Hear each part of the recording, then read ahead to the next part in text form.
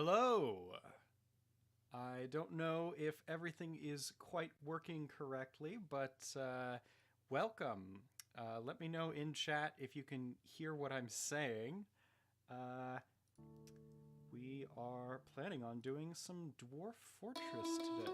Turn that down a little bit more. Yeah, let me know what the audio's like, what the video's like, because I am completely new to this. Alrighty. Let's see. Turn that off. Alrighty, so just want to clarify. Okay, voice is quiet. Let me turn that up. Awesome. Let me just. Thank you for that.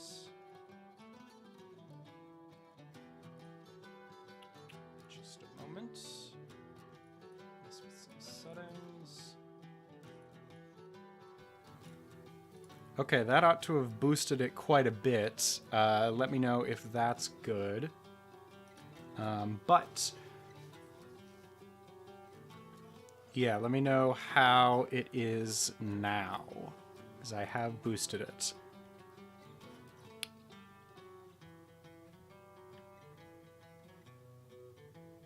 Are you... How's it sounding now? Is there any difference? Because I can get it to... Okay, great, awesome.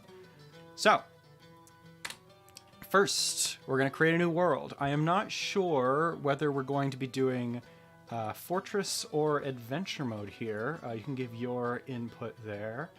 But let's start with 125 years so it can generate in a reasonable amount of time. Let's see. Let's put Savagery on high.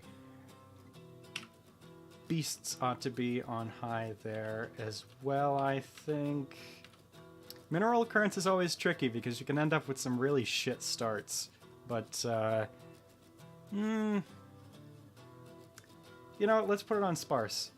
It's, add a little bit of challenge there. Let's see what we got here. World is called Anarkar. The Wondrous Dimension. I wish there were more options for how it generates the world names. It's such a minor thing, but like you get so many worlds that are called like the Portentous Plains or something. It gets a little stale there. Desert start and build a glass fortress.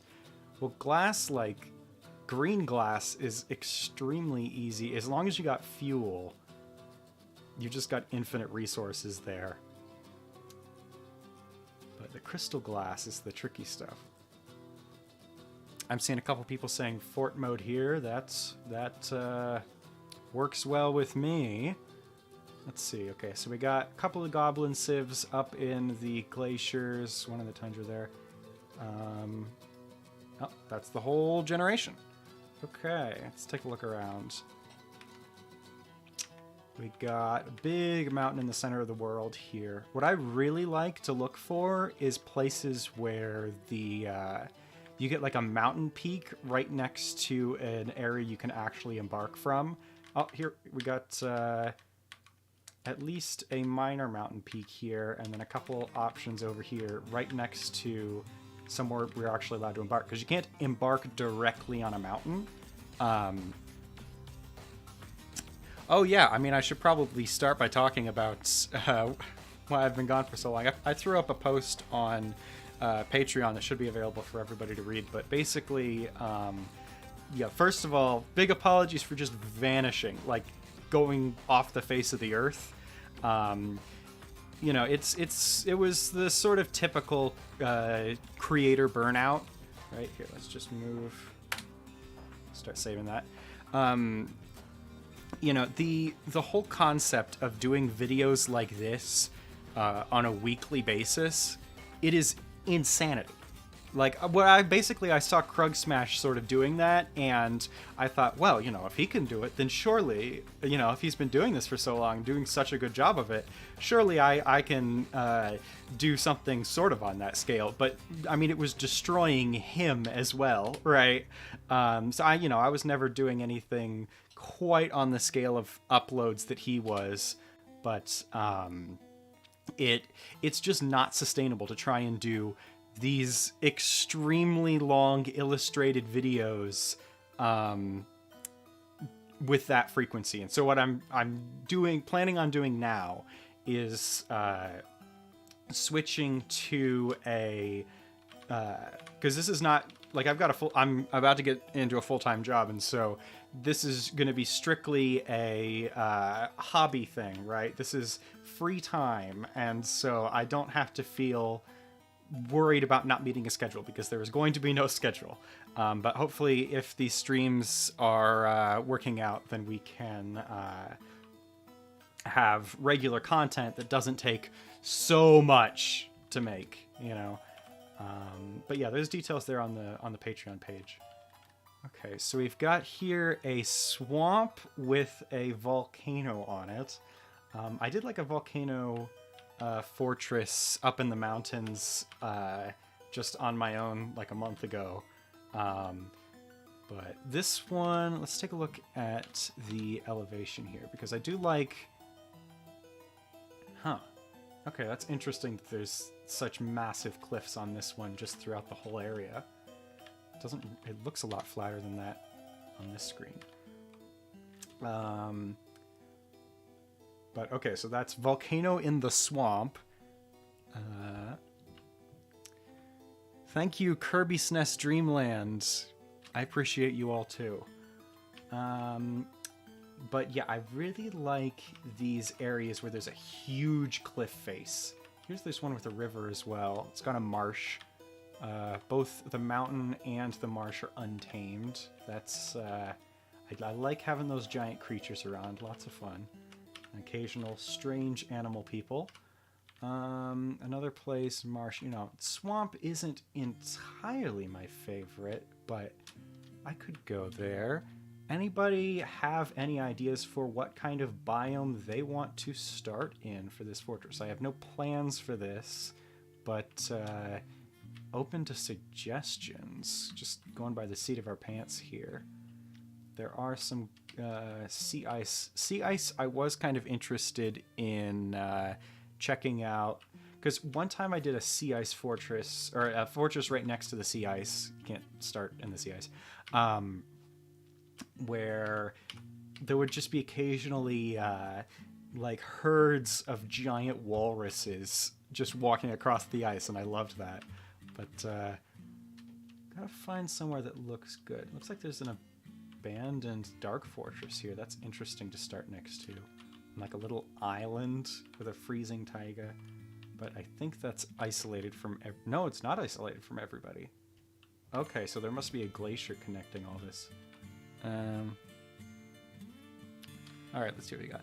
Yes, I am stoked for the Steam release of Dwarf Fortress, especially the soundtrack. What you're listening to right now, I think this track is called Elves of the Coast, by Simone Swearer. I don't know how to pronounce his name.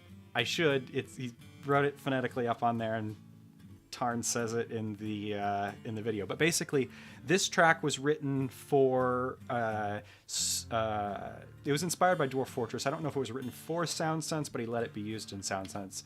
And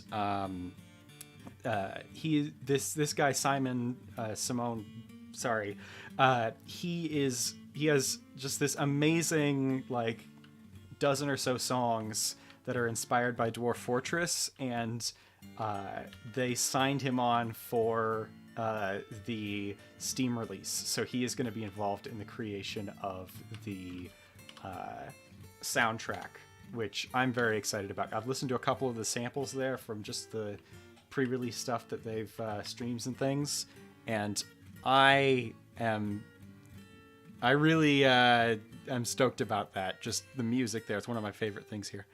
You can do it at the corner of the Taiga Glacier and that forest up north by the Dark Fortress. Yeah, I was thinking, I believe let's see. Where is... Okay, that's Glacier.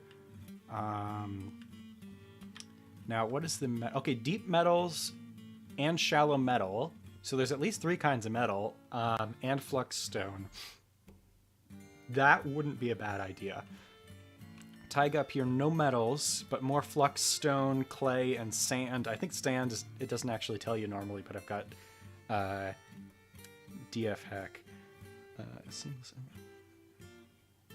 Oh yeah, just going straight from generating the world into starting out a game. So yeah, Tarn was talking about how people would just...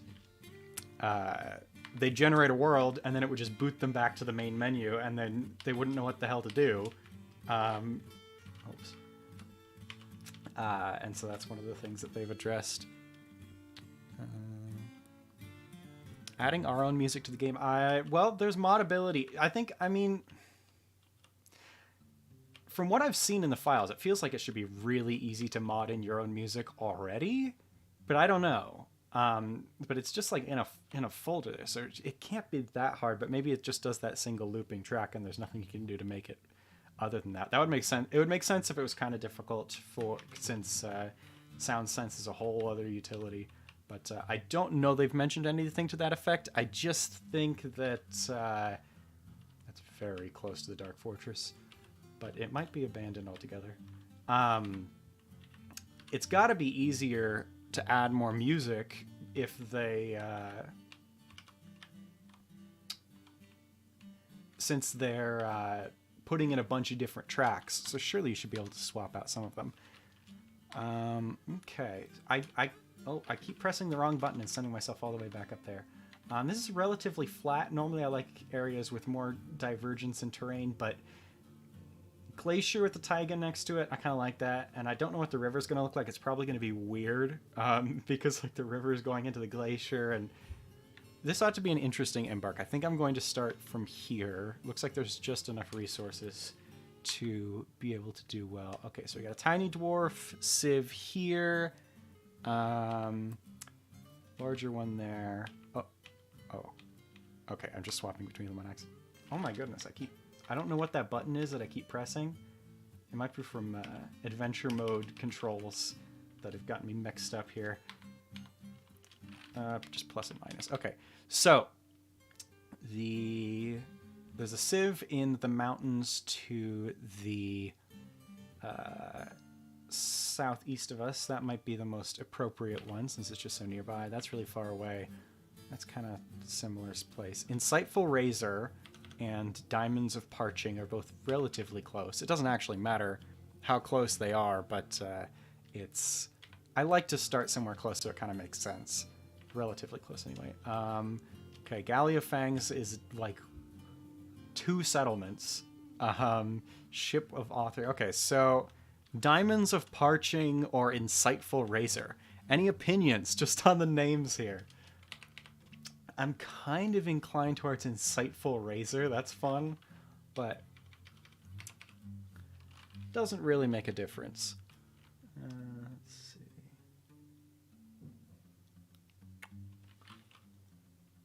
Just take another quick look at some of the other stuff in the world. Oh yes, okay, so we have this entire like island of good aligned marshland, which is pretty weird. There's a, like, looks like there's a tiny evil bit of mountain somewhere around here. Insightful Razor, gotta vote for that. And then what is this, grassland or swamp or something? Shrubland. Yeah, another good aligned shrubland. An island of elves here. I always find it interesting that there's just these islands of elves in so many worlds. It's like, have they ever seen anyone else? You know, are they just completely isolated culturally? Do they know we're here? But yeah, looks like pretty standard world here. So let's go. Yeah, go for the Razor. Hello, Levo9. Yeah. Go for that taiga. Gotta have those, what are they? Coniferous trees in it. Now the Arctic Ocean here is not. Oh my goodness, I keep doing it.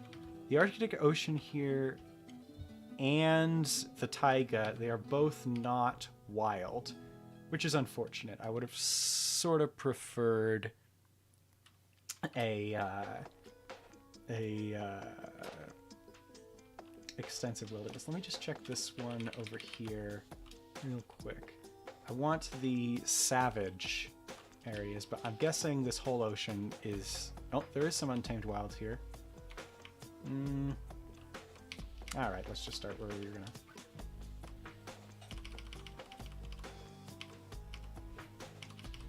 Okay. Here. And...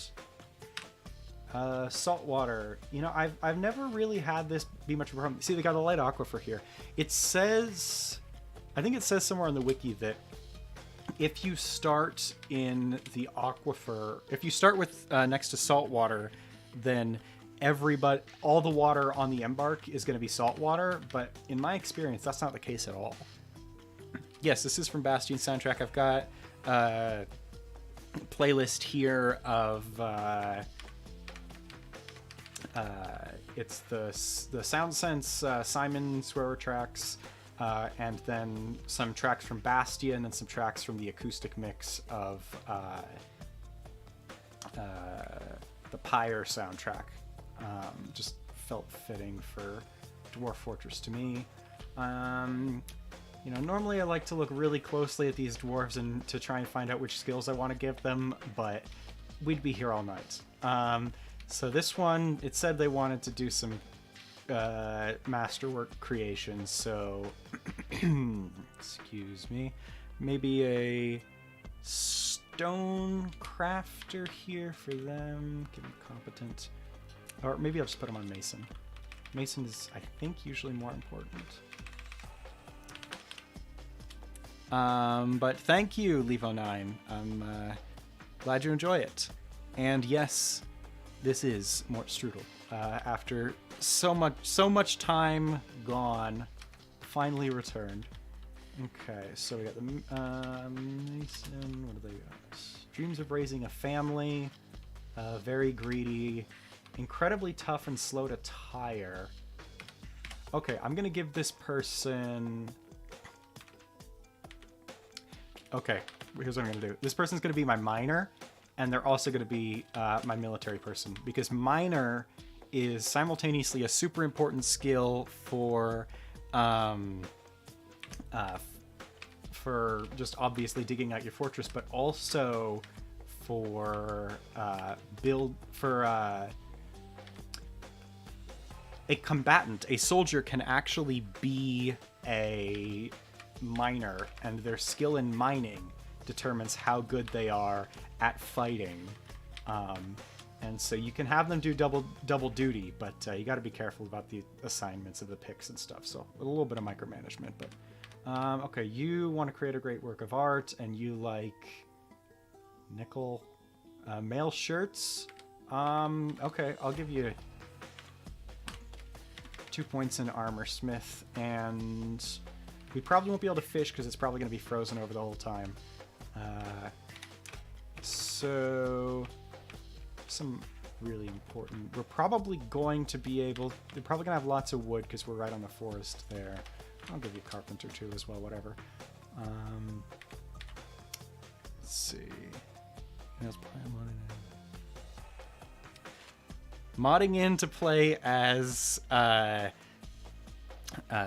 animal civilizations does sound pretty fun. It's weird because the game is still designed for dwarves, right? So you're always going to be much better off digging into the dirt, but hey, you know, if there's a mole person, that would be really fitting. And hello, Zest Fisher. Let's see. I'll put somebody on Novice Metal Crafter. Okay, we're going to need a broker, and so it's usually best to start off with Appraiser and Judge of Intent, just a point in there. And we can put you on gem cutting and gem setting. Just a little bit.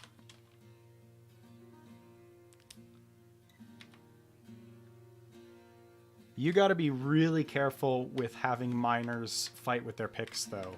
It is janky as hell. The game, basically, if they are currently assigned as a miner, they can't use their pickaxe for fighting. So every time you want to put them into a military position, every time you want them to fight, you have to make them not a miner anymore. So it can be a mess, but it can be very efficient for using your skills. Just kind of an advanced tactic there. You want to make a masterwork. You don't have anything particularly interesting. Cubes. Id likes cubes. What does that even mean? Anyway.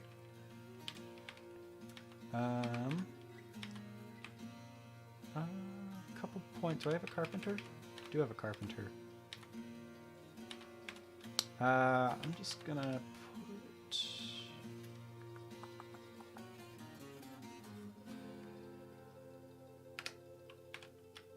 Yeah, it looks like nobody's got anything particularly stand out in their stats that I'm seeing. So I'm just going to kind of assign the rest of their stuff pretty randomly. Did you have... whoops. Okay. Have a doctor here. Id, you can be organizer and record keeper. I actually like playing as a miner in adventure mode because they added a system in the most recent-ish set of updates where you can start with a job, and one of the jobs is miner, which means you can actually start with way higher combat skills. You just have to use a pickaxe. Should I give somebody wood burner? Furnace operator might be more important.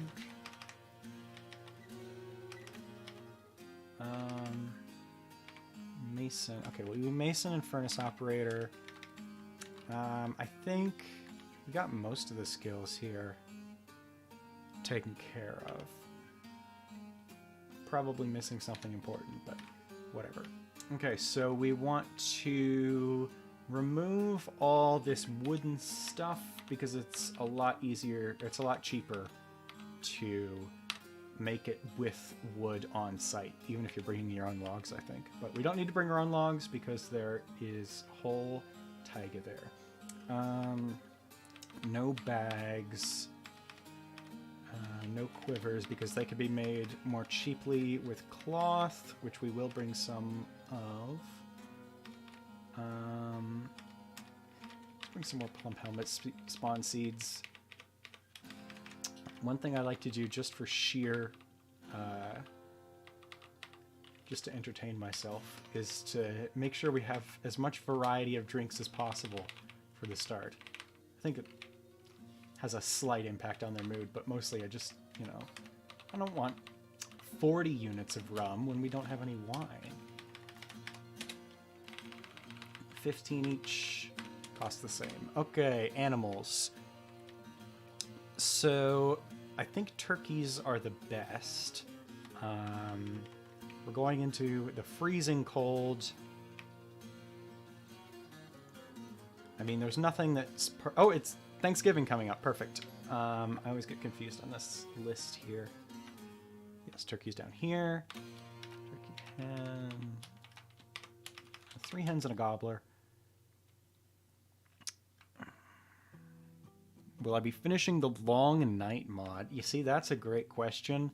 I'm really not sure on it. They've like released more updates to that game, and it kind of makes me want to just throw out that fort, and next time I do long night, excuse me, just do the most recent version. Oh, we're bringing reindeer.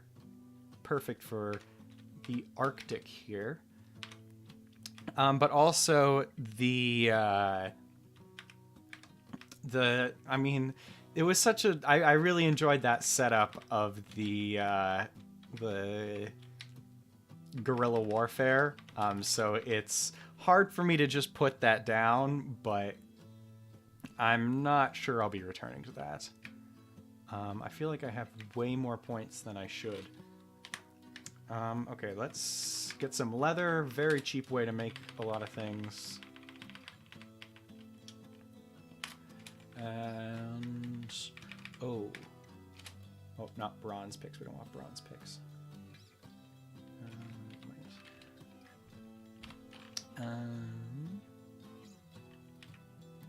One thing that you can do is bring like a couple of steel bars to make good equipment right off the bat. I don't think we're gonna need to.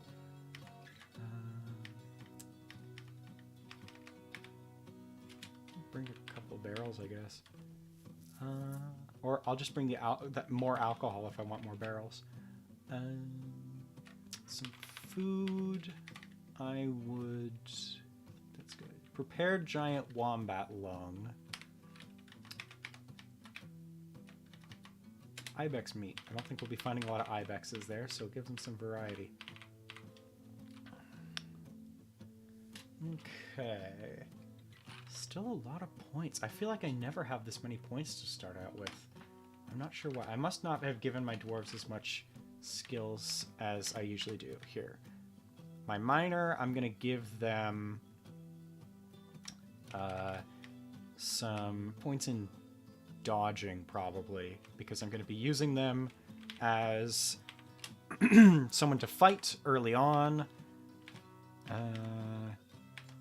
You might end up not having a lot to do, so I'm going to put some points on cook for you. I have a brewer, right? Yes, I do have a brewer.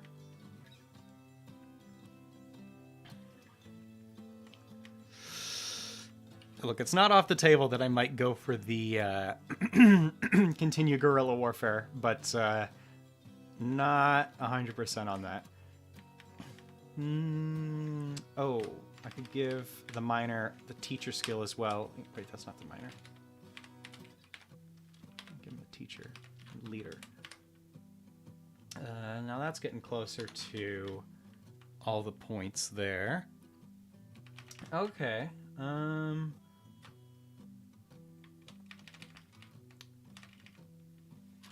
Let's add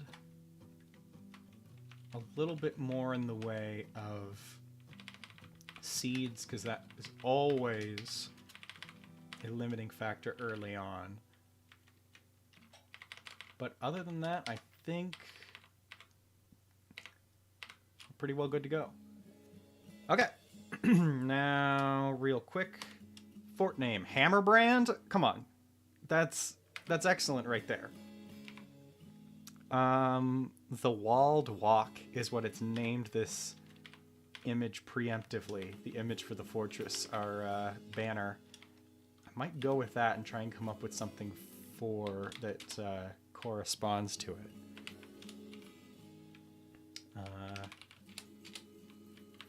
Can I make a dwarf walking? No, I mean, most of these are something horrible happening to you. But, I mean, laboring is the closest. The dwarf is laboring. The walled walk.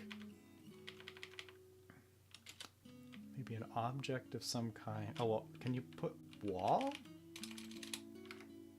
Or unnumbered blocks. Okay, I'm thinking is...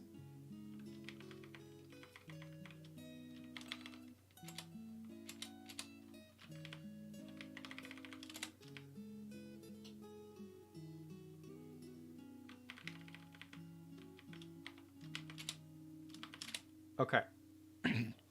We've got... Oh, is traveling. Okay, hang on.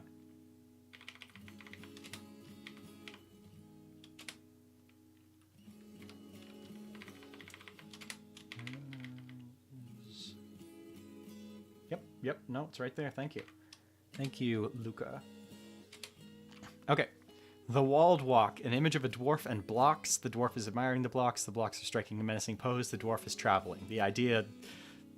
A dwarf walking by an impressive wall, doubling down on a society of cube enjoyers. This is a good point. That's... Okay, that's the fortress name. And then the group name, Gleeful Mansion. That's kind of lame. The Emerald Earth. Huh. I kind of like that, but if we don't have any emeralds, that's gonna feel a little bit like a misnomer, right? Let's see. Anvils of Quiet now. Fountain. The Oars of God. I mean, we're on the coast. It's a frozen coast. I kind of like that. The Oars of God. I think that's what I'll go with. And that about does it. Let's embark.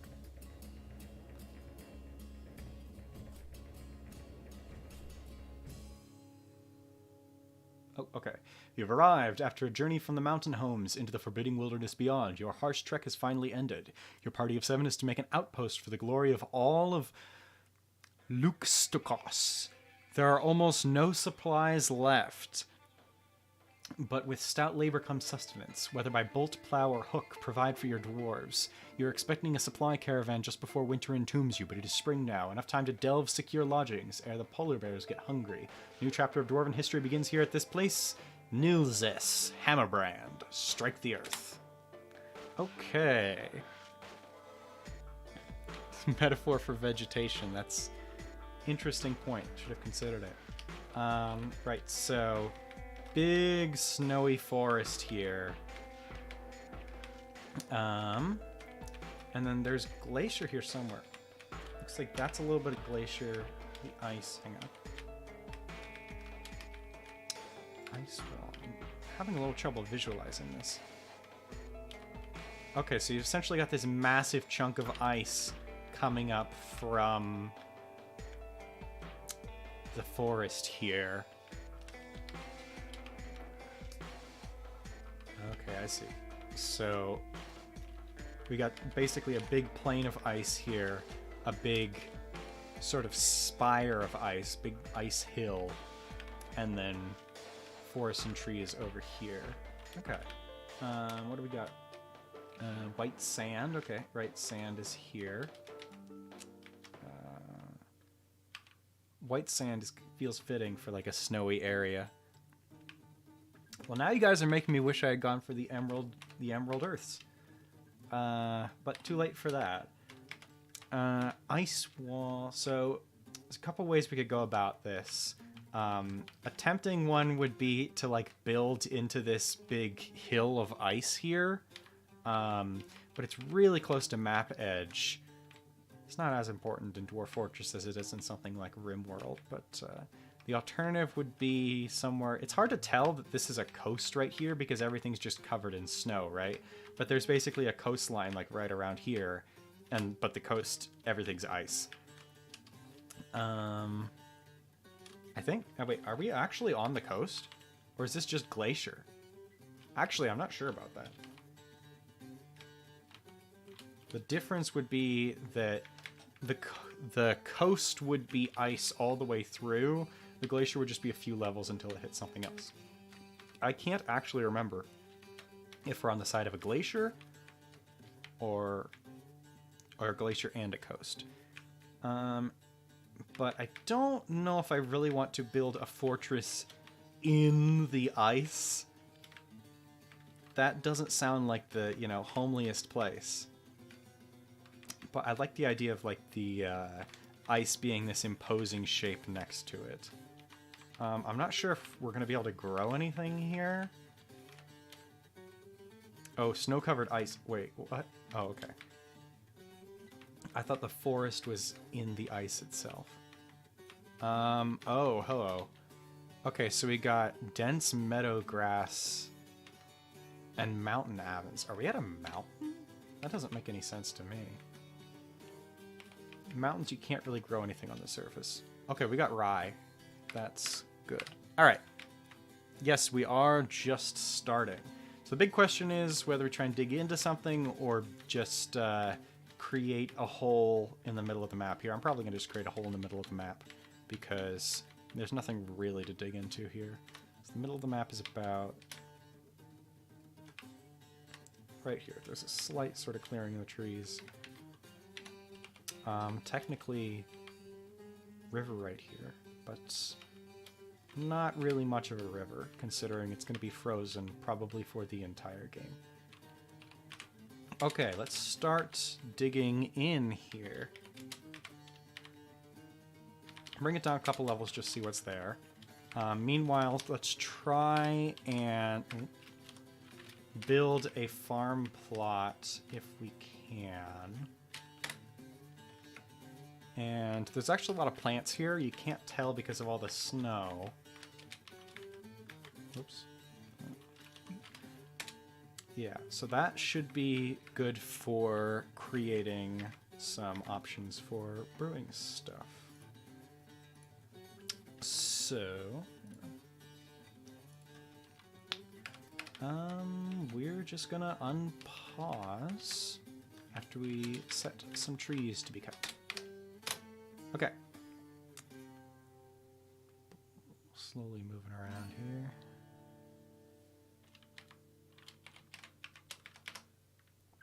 I guess the aquifer is gonna like freeze over when we get to it. I guess that's the biggest danger of the aquifer, is if like a single tile of aquifer hits a dwarf. Like if a single piece of water touches it. Oh, the wagon? It's right here, so not far from where we're digging in. Yeah, what animals do we have actually? Water buffalo, cow, and a yak cow. And of course our reindeer. Did I make... Oh, damn it. I got a reindeer calf, not a reindeer cow. So they aren't going to be breeding anytime soon. But I wonder if we could get frozen into a block of ice just from the aquifer here. So we got to be careful. Is the snow already melting? Oh yeah, no, you're right. Okay. Constant job cancellations from the damp stone.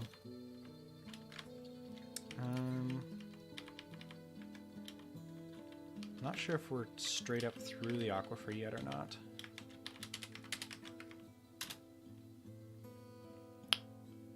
There's some kind of gemstone here. Milk quartz.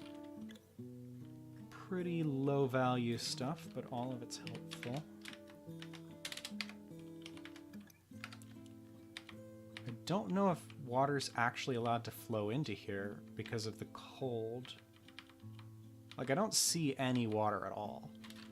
I think it might just be not even spawning in. But how deep do we want to make the fortress? I'm just going to start digging this a little bit further to see what stone layers we have. To see if there's anything relatively near the surface that would be valuable or interesting to, like, aesthetically. Meanwhile, no, we have no seeds. But we can start building some just workshops up here preemptively. They won't stay up here for long, but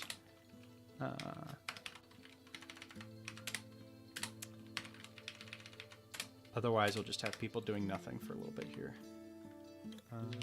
Cut the staircase. Vukar. No Kim to said. That is taking some time. Oh. Skilled miner. Let's see. It's like the slowest skilled miner I've ever seen. Are you like incredibly tough and slow to tire?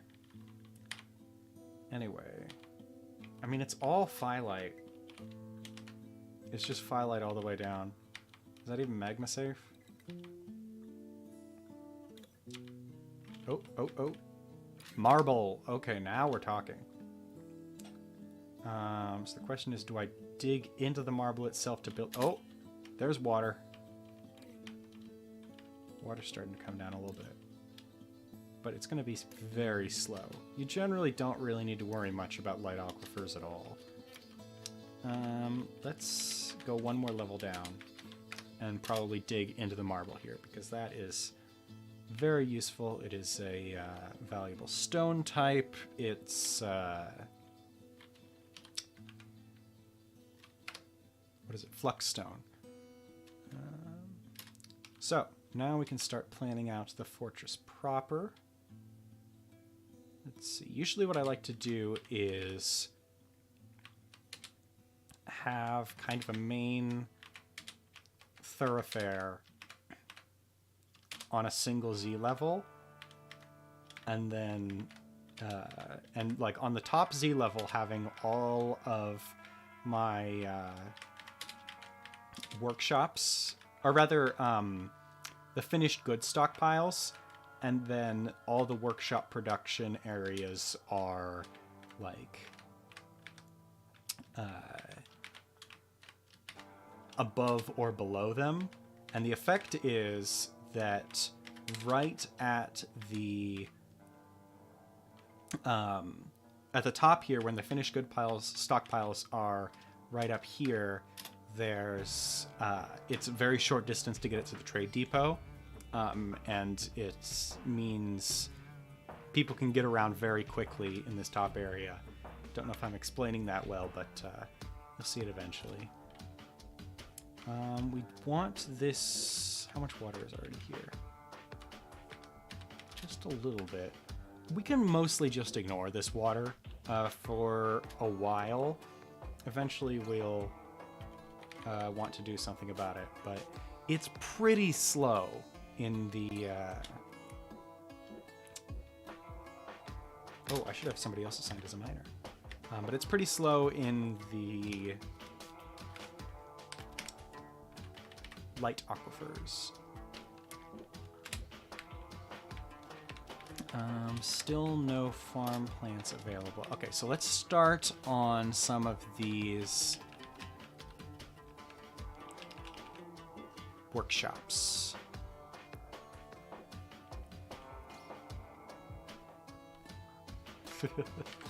Snow blindness because of the marble. That's a good point. Can I make... Yes, I can make beds from here. Beds for everybody. I'm going to need some doors. Okay. Are there any... Well, just ravens.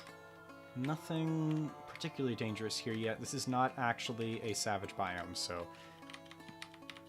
It should be relatively chill, so to speak. Let's use the priorities here.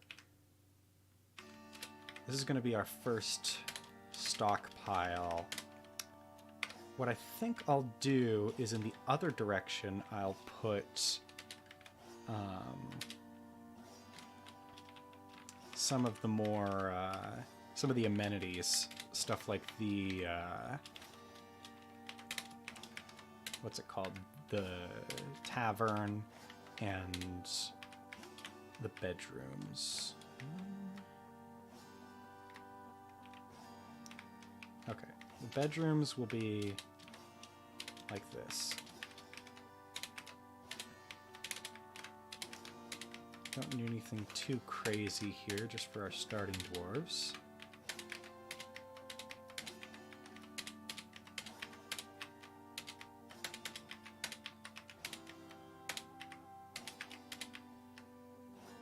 I'll dig for that.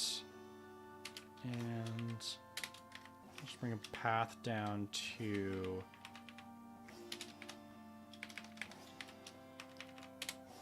this, which will be the meeting hall. Okay. So now I'll just wait for them to dig a bit. I did assign someone else to miner, right? Yes, you. Oh, you're gathering plants. Okay, we'll have somebody else do it. You're probably not doing anything. Yeah, this one's not doing anything. There we go. Off to mine. So we're all getting to work here. We're going to have beautiful, smooth marble walls. It's going to be an excellent place. Goshenite. Okay, the animal is already a stray reindeer cow, so that actually didn't take nearly as long as I had worried it might. Now that stuff's melting, we can get a better look at what we're surrounded by. There's ice over here, but okay, I'm going to put a pen up here for the grazing animals so that they don't end up... It's so easy to just forget about them and end up starving to death. And we'll put the turkeys in here as well. Okay. So we're started anyway. But the miners are taking their sweet time. I know it seems kind of weirdly spread out the way I've got things here, but the idea is for there to be space later on. But for now, it's a little inefficient. Got to dig these big hallways.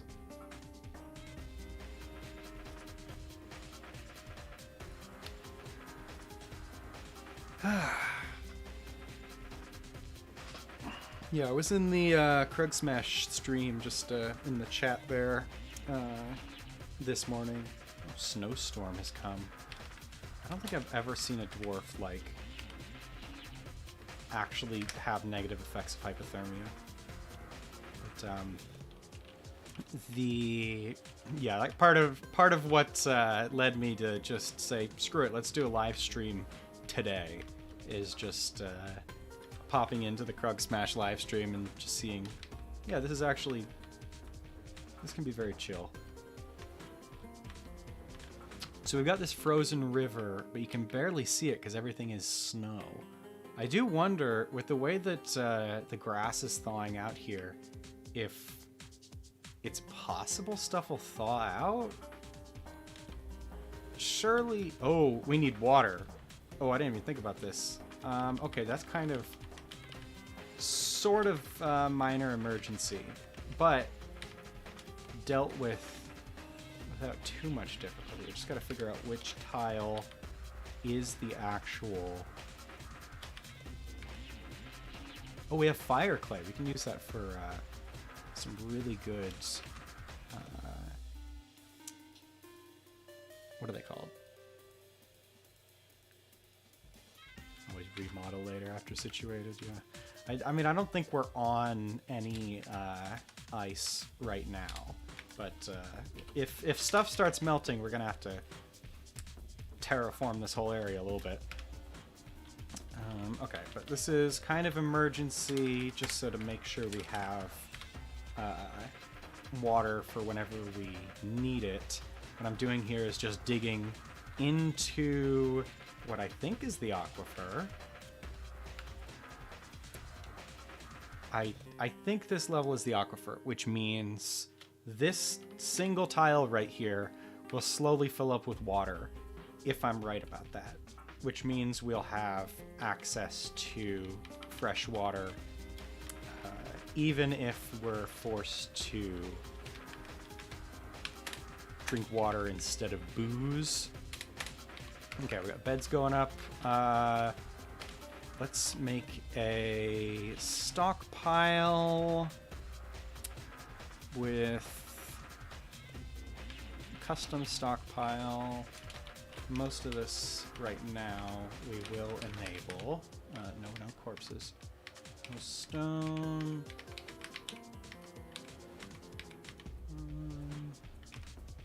I'm not going to put wood in there. Okay, so hopefully they'll all start... Hang on. Build the stockpile here, and then hopefully they will all start moving things, because we've had some people just lazing around. No fault of their own. Didn't have any plans for them yet. Okay, that's going along. Let's get... It's hard to see anything up here, just because of how much of a snowy mess the surface here is, but we've got a couple of workshops here that are somehow still white, even though they're made of wood. But then right here we've got our staircase. There's a frozen river going past us here that curves around, and then it moves into the glacier down here. Looks like there's sort of a patch of glacier here. That's interesting. But people are now just moving stuff from the wagon. I'll just deconstruct the wagon. Gotta get that wagon wood. Do we yet? No. Okay, I'm gonna make a brewer's workshop. These are all temporary workshops, but I just like having stuff pre-prepared here, so I don't need to mess around with building out large workshops from day one. Just stick it all on the surface and then move it in as need be. Bedrooms are coming along.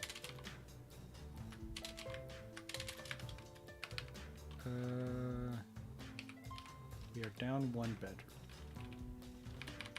Oops. Should use F1 to snap myself up to the top.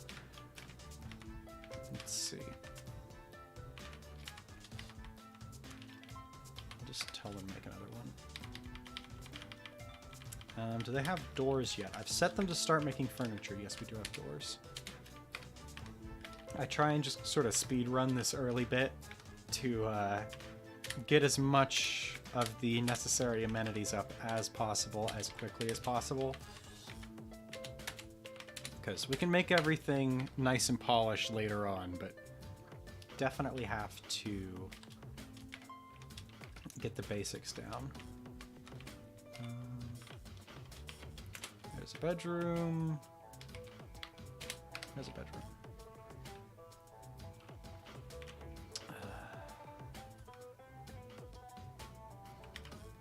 Yeah, this water is still slowly creeping in, but I don't think it's even going to really exceed the rate of evaporation. I was worried about it just like freezing in the hallway there and just freezing somebody in a cartoon block of ice, but it looks like the stairs prevent that, so good on that front.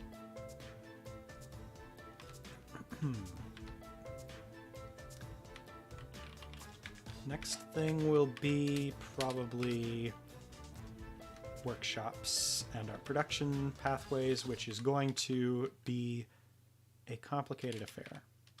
Oops.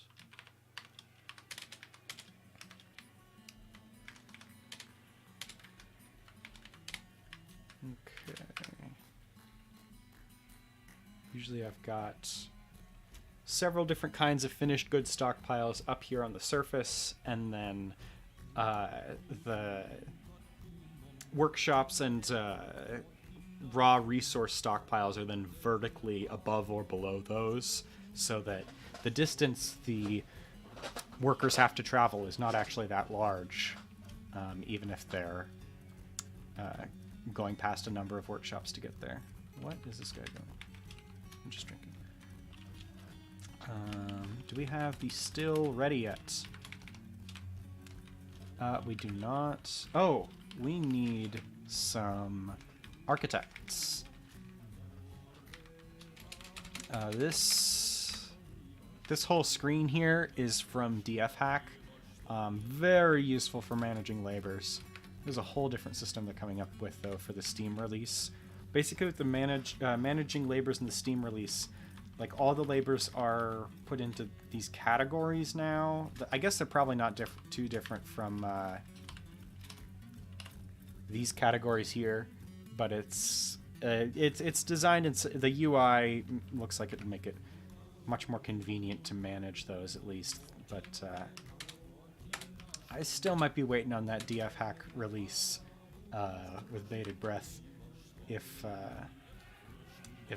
their UI solution still doesn't quite meet my needs. Okay, we got some tables and chairs here. Let's set this as a meeting hall so they know to go down there.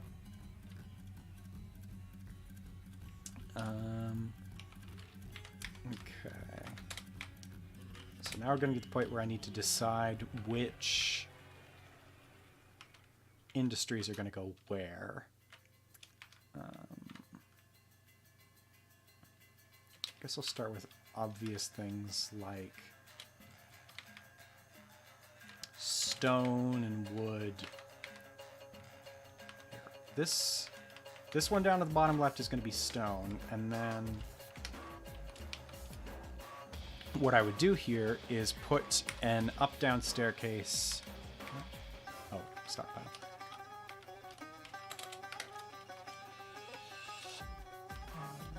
And CX. Up-down staircase. I guess I'll just make it out of raw marble. Right here. And I'll do the same on this side.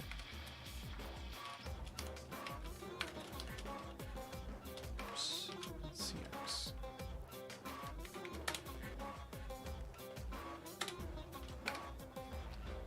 And just give them some time to work on those things.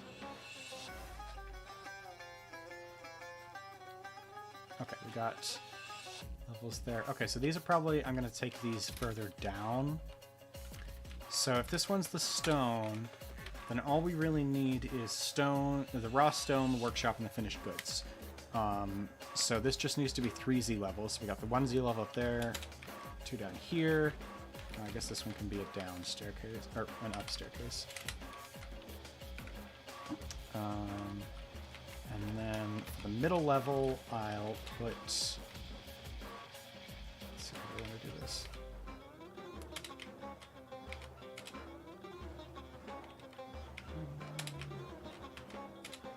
That's where we'll put all the workshops for stone working.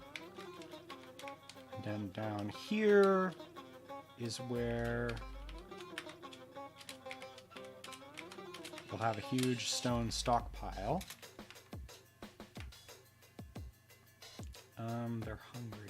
Okay. We're starting to get some plants, but I'm not sure, or some seeds. If we can get some above ground ones, that'd be best. Okay, we do. We have fisher berries, potato plants, and strawberry plants. Awesome. Because it would take some irrigation to get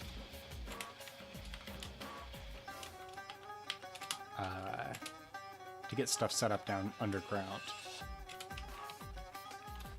So I'm just going to build some above ground farm plots here because short term that's going to be faster.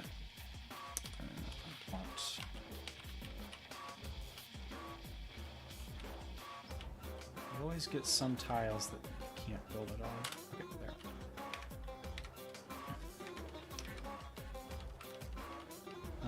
And do we have... Looks like the world's worst well is essentially what this is. But it will keep them alive if we run out of... Yes. If we run out of drinks, they can just scoop water out of this hole in the ground. Water source, yes. Okay. I'll keep them alive. Might be a little muddy, but they can handle it. Okay. Got a bedroom. So we got everybody going into individual beds. You love to see it. More doors. I'm going to now make this technically a study for our manager because we should... Oops, whoa. You can see the springtime like changing color on the world map. Just everything bright cyan and magenta. Anyway, so we need a manager. I guess our brewer's going to be our manager. And a bookkeeper. And then this chair is... Whoops. Oh, I see. This chair is for them. There we are. Okay. So now we can set our bookkeeper to actually keep track of things, because by default you're on lowest precision for keeping track of what objects you have, which is very strange to me. I've never wanted to ever have it on anything other than highest precision. It's like, I want to know exactly how much of everything I have.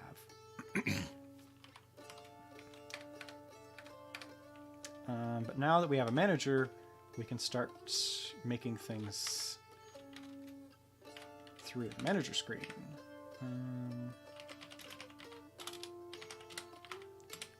Set up a rock block order.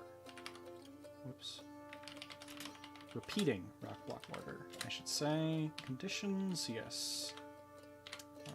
Check that. Monthly. And then unique products. Okay.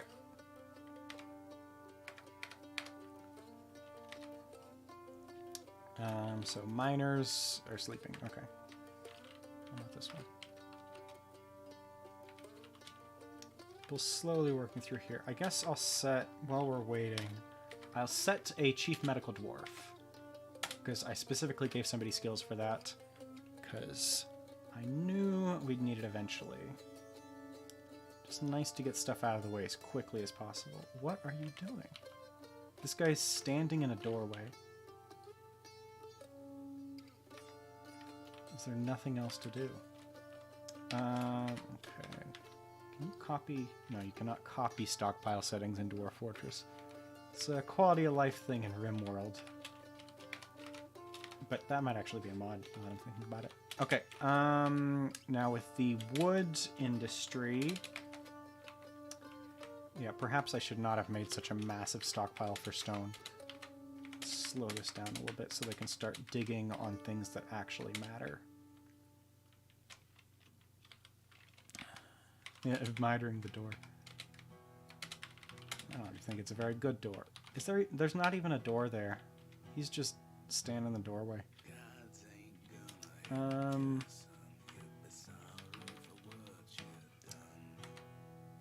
see. Oh, do we have that brewer's shop ready to go? Because if so, yes we do. Okay. Brew, drink from plants.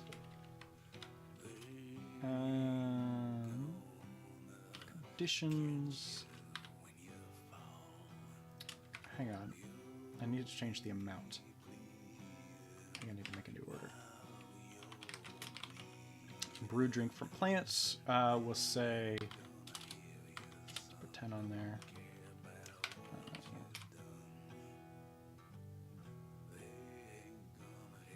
Okay, looks good. And then rock pots are going to need to get made for that. So just trying to get the very basic industries up and running as quickly as possible so we can get on to the interesting stuff.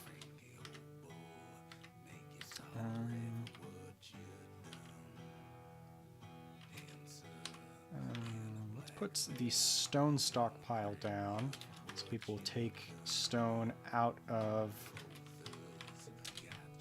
the actual other stockpiles and keep it out of the way. And then wood stockpile is going to go down here. Wood stock.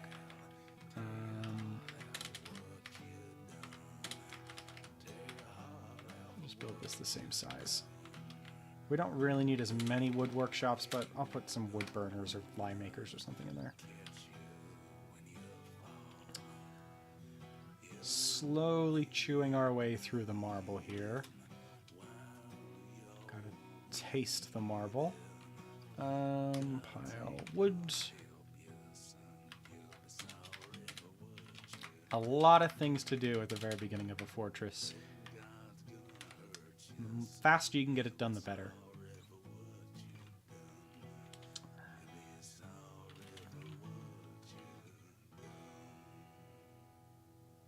Yeah, they're digging away.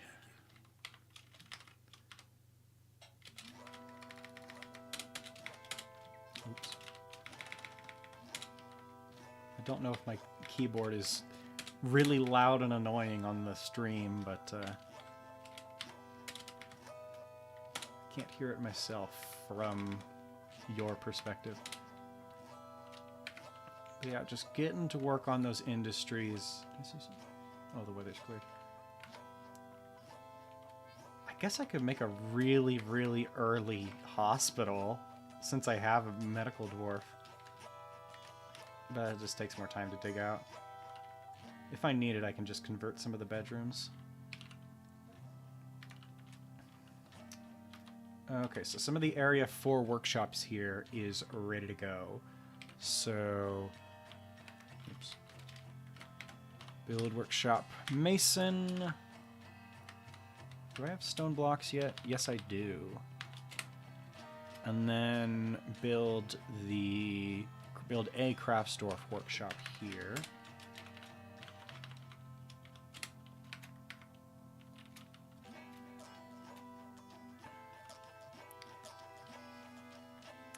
How would a few tiles thick wall of waterwork / be done? Or would it even protect what's inside? That depends on what you mean exactly by that. A wall of water. I mean, you can make a moat, certainly. A moat can be helpful. Usually it's most helpful if there's also some walls to make it so they can't just, so swimming things can't just climb right over it. As far as protecting, like filling your walls with water to make it harder to get through, they already can't, nobody can dig through walls anyway in this game, besides us with our picks. It's very easy to turtle in Dwarf Fortress. Carpenter's Workshop, I'll make it out of logs, just for theming. And I'll put a craft store workshop here that I'll just use for wood stuff.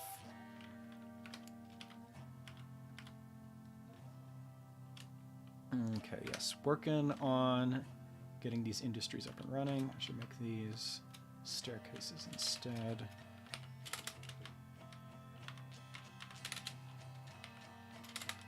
Certainly on this fortress, any kind of water-based moat is not going to happen because everything is utterly frozen. I guess I could put a farmer's workshop up here. F? No. Alright, what's the farmer's workshop?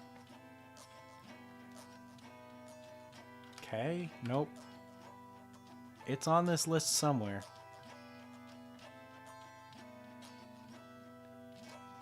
Ah, W. W for farmers. Any dangerous? No. I mean, there's not going to be hardly anything dangerous here. Worst thing we're going to see is polar bears, and they'll probably just run away from us.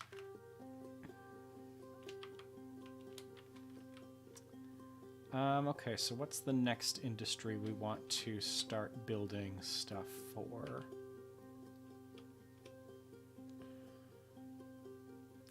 I mean, okay, food is what we really should be working on, so let's focus on that first.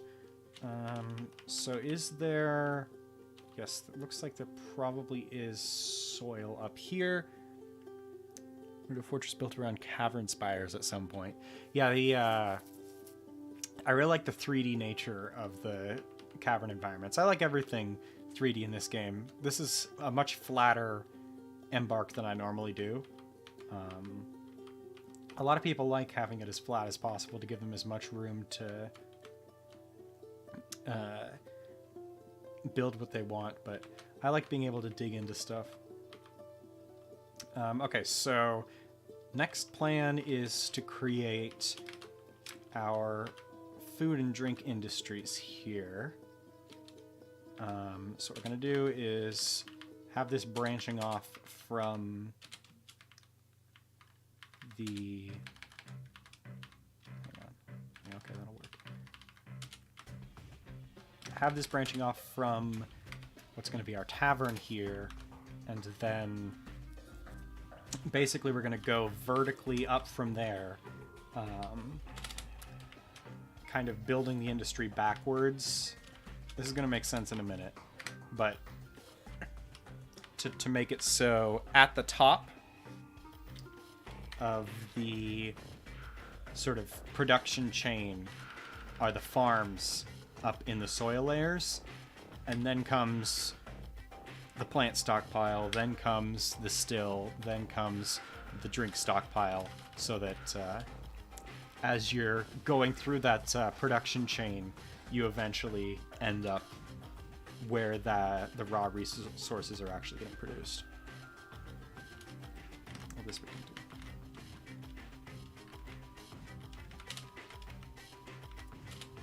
But yeah, this is probably our highest priority right now because we want to be able to eat. Oh, I'll get some, what are they called? Nest boxes, because eggs are a very easy source of food. 4. So basically on one side here we're going to have, this side will have the drinks, this side will have the food, and then both of them will have little underground towers leading up to the higher parts of their production chain. Sort of like how these ones go down towards the raw resources.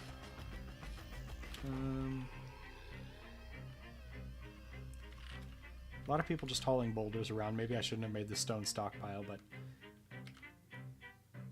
they'll fill that up before too long. Yeah. What are we doing? Oh, let's take our miners off of hauling duty. Because they have more important things to be doing. Alrighty.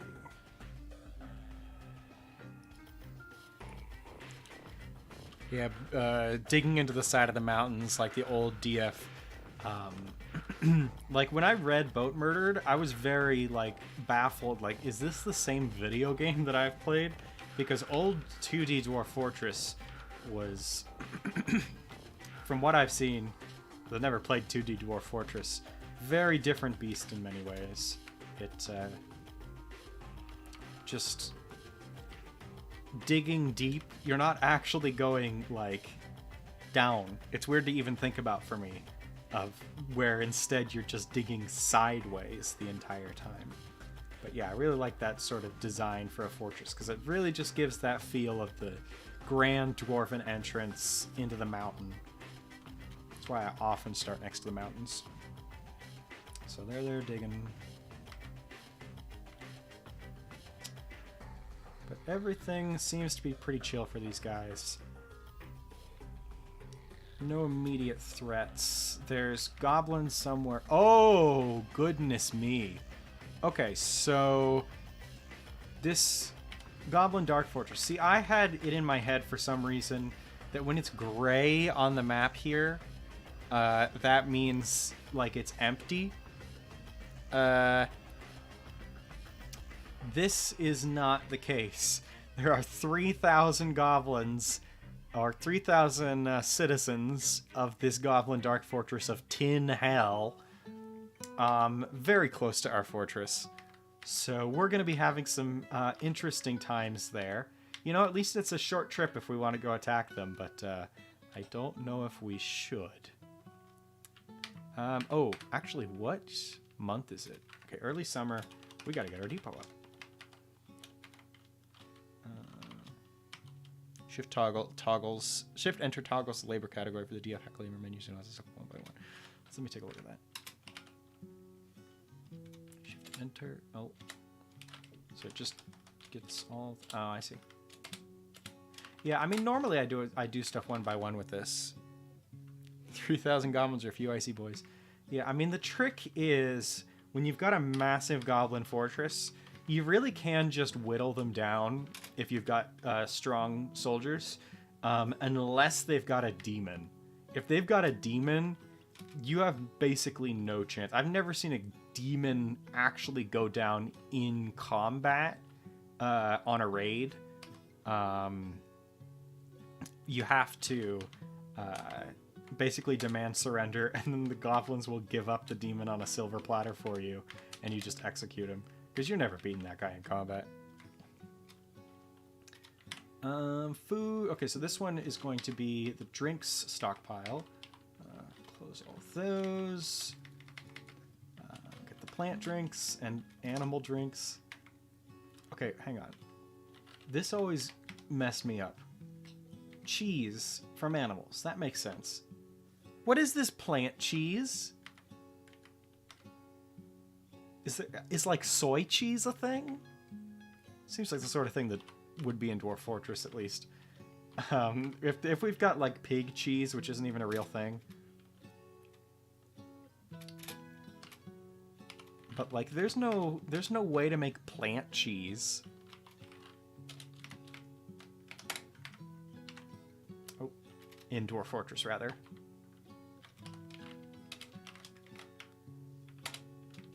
Let me dig this slightly longer, just for sheer symmetry. Yeah, no, tofu, like, sure, fermented plant slimes, but it's not in Dwarf Fortress. What is this category for, you know?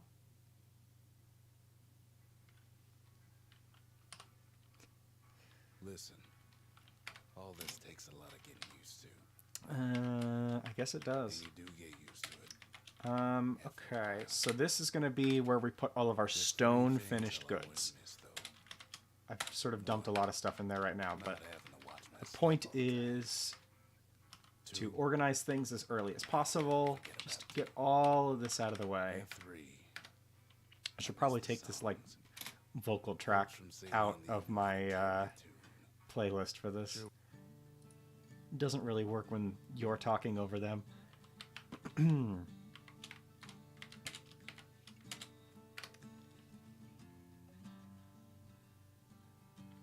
Okay, actually, I forgot that the most important thing that we need to be doing right now is digging out the food and drinks production pipelines.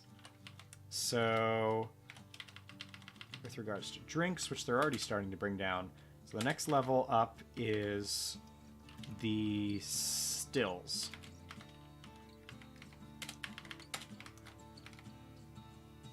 So I'll put 2 stills there for now. And the level above that is plants. And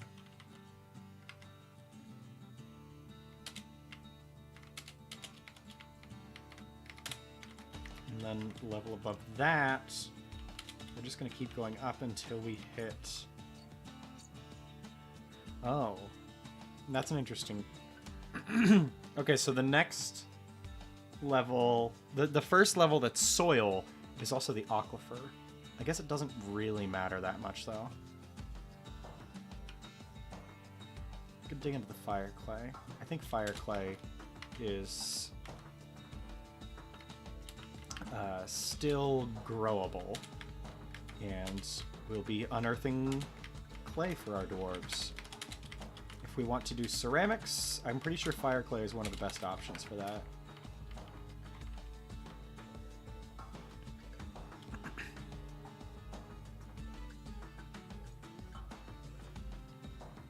Yeah, everybody's hauling in drinks, all according to plan.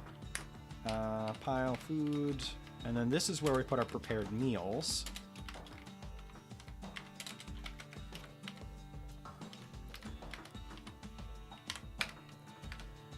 Above that will go our kitchens.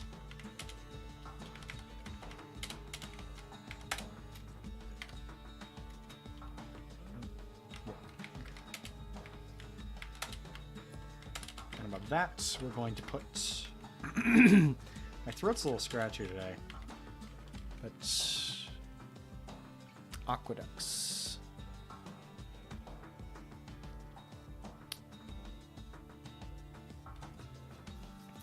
Yeah, I'm not sure what you mean about using water as a wall, like an aqueduct. Because aqueducts are a big raised up... they're essentially like open air pipes almost.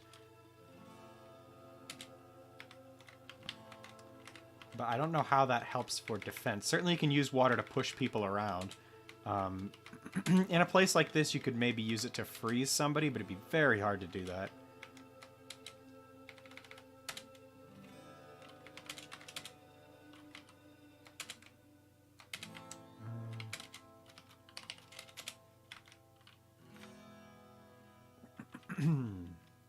And then this stockpile, right, this stockpile is the raw food. And then this stockpile, or the next thing above that would be the butcher's shop. Basically trying to put as little distance between the different workshops and the stockpiles they use as possible. Youch. What am I doing here? Oh, I see. Okay, there we go.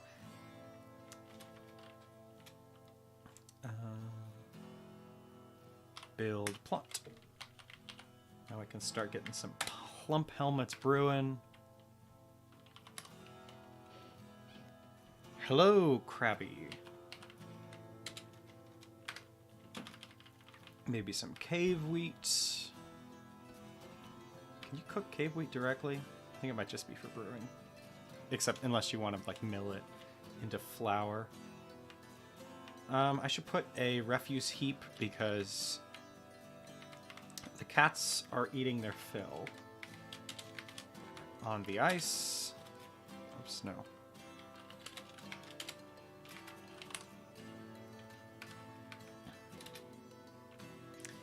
Hey, more props to you. I'm not going to stay because I'm watching Critical Role right now, but thanks. Wanted to say you do a great job in your videos, and I was just mentioning you to Krug Smash the other day. Well, thank you. I'm not caught up on Critical Role, but glad you enjoy the videos. Let's see. Okay, refuse. Okay, the orders, because there's always that crap about dwarves gathering refuse from outside, right? How do I open that menu again? Because I was most recently playing a couple of rounds of adventure mode to like send it off because it's like not going to be in the game temporarily once Steam release hits. So I can't quite remember the set is just lowercase o. Dwarf gather bodies, refuse. Okay, dwarves gather refuse from outside. Ignore vermin remains. I think we want vermin remains to like not be lying all over the place. Sorry about the throat there. Do we have more tables? No, I don't really need more tables right now. Stockpiles. Yeah, you know, everything's starting to get a little bit low, but there's not a lot of us, so it's going to take a little while before we run into any problems. Here, we can put a still here.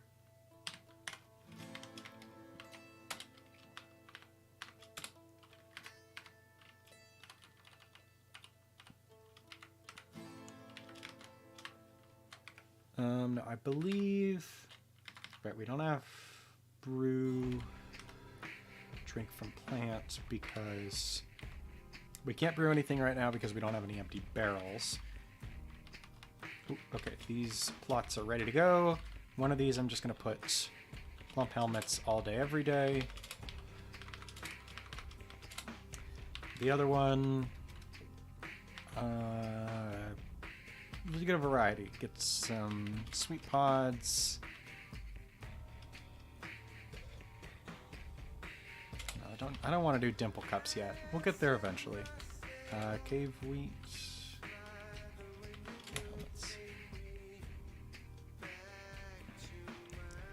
Yeah, thank you, Leo. I appreciate anybody who watches the videos. It's always very gratifying to hear people enjoy them. Is there not a aquifer here? Oh, they're still damp. Okay. Yeah, it's just like... Look how little water this is. This is not gonna... It's making things a little bit muddy. But just light aquifers, they have very little impact besides being an easy source of water if you need it. Slow, but easy.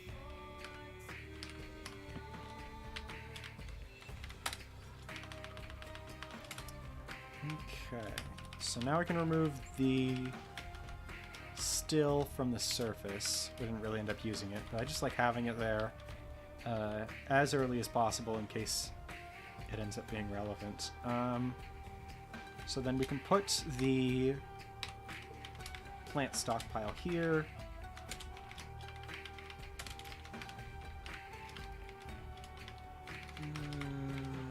Okay, gotta be careful not to put seeds in here because seeds are a pain in the ass. But I think... Is fruit a different thing than plants? Oh yeah, right there. Okay. Okay, plants are getting put in there. What is that, cave root? Hide root. hide root. Hang on, let me look that up. Because that might be... It's milled into red... Excuse me. It's milled into red root dye, which means we have embarked on a place that is going to let us make multicolored clothing. We get some people wearing red stuff and some people wearing blue stuff from the dimple cups. But clothing industry's a ways off. But we are going to be some fashionable dwarves. So they're all moving stuff around. What's this? Just prepared foods there. Oh, and then, yes, I can make a kitchen. Z.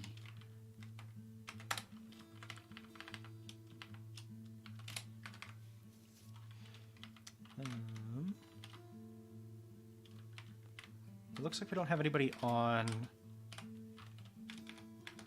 crafting jobs, so they're not building craft store workshop. So I can shift enter. Oh goodness. Okay, I don't think I want all of those on. Carpenter, woodcutter. You can be a woodcrafter as well. This miner, I'll put you on stone crafting. Somebody goes bone carver. No, won't need that for a little bit. But yeah, so we've got a lot of resources here. I've seen no metals yet, so that is a downside. But is that a rotten plant? It is a withered fisherberry. Not quite harvesting fast enough. But we have clay, we have sand, we have a lot of different kinds of plants up on the surface. So, still have options. Rock pots are not getting made. I think it might be because they need to be made at a stone worker's workshop. I'm actually going to put stone working on the woodworker as well, because I don't think that's going to get done while somebody's while our other stone crafter is mining. So let's just make sure our food industries are raring to go before we start work on stuff like leather.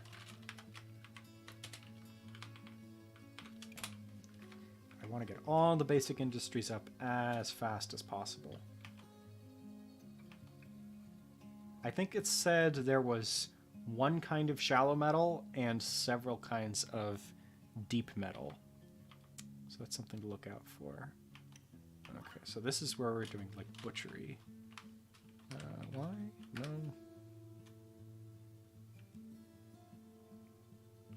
I've gotten rusty. All of my, I don't remember the key bindings. A moat filled with booze. Easiest way to do that is put a bunch of grates over your moat. And then, oh, can you put stockpiles over grates? I don't know if you can. But if you could get a bunch of barrels of alcohol onto grates, if you...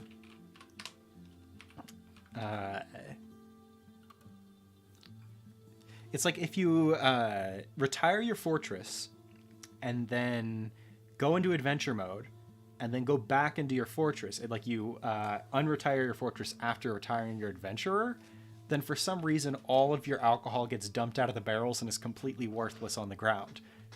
But you could do that with it. You could make your moat full of alcohol. That is the only use for it. I've always wondered if you could like fill a well with that. Let's see.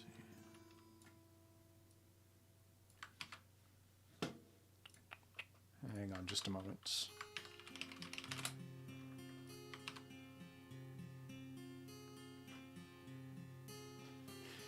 Somebody has posted in Russian, hello everyone, I literally watched 2 to 3 videos on this game and now foreign videos and streams are recommended to me. I fell into the trap of YouTube algorithms. I do not speak Russian, but but Google Translate has come in clutch there. Well, I suspect you cannot understand what I'm saying, but you're welcome here regardless. Okay, I'm looking for the fishery. Was it F? No. Y. No, Asher. No. My goodness. I'm rusty. I don't need a fishery workshop. There's no fish here. The whole place is frozen.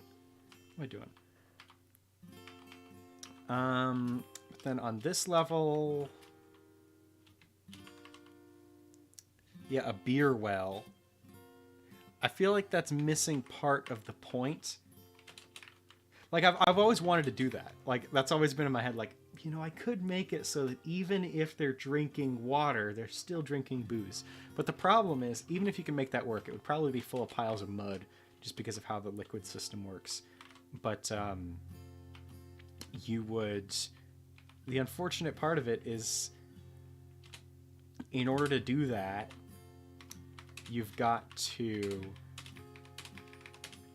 like, the whole point of a well is so that you have, yes, an emergency drink source, but also what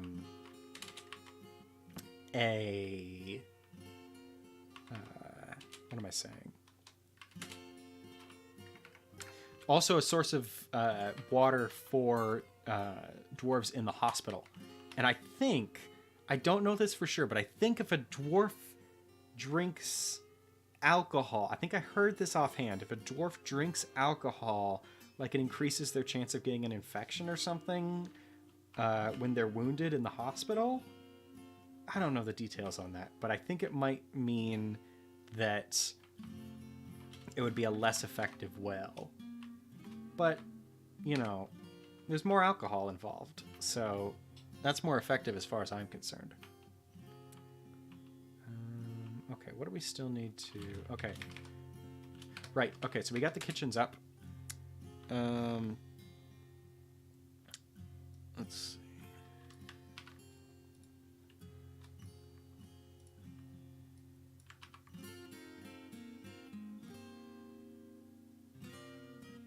It's nice to know that they open a separate tab in the browser with a translator, especially for you. I think I'll go. I still don't understand what's happening on the screen very well. Yeah, I mean, that's Dwarf Fortress for you. Not very easy to tell what you're looking at. But, hey. Have a good time regardless. Okay, they already aren't cooking the seeds. No cooking the drinks, please. You can cook lobster. Can you force feed them booze? Yeah, that's what I'm saying. The only...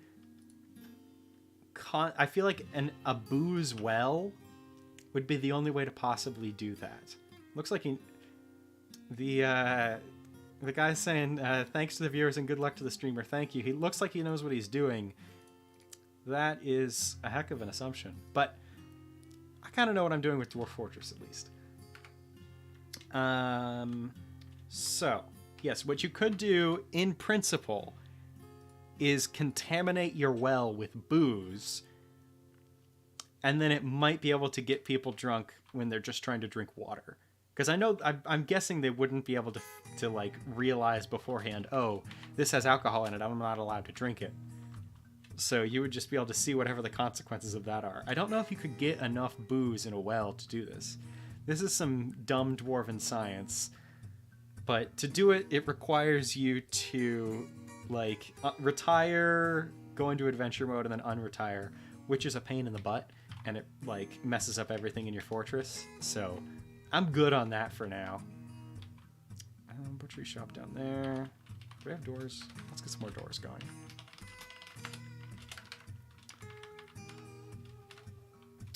Let's take a look at our expedition leader and see what their deal is. They are the cook. Sideburns are clean shaven.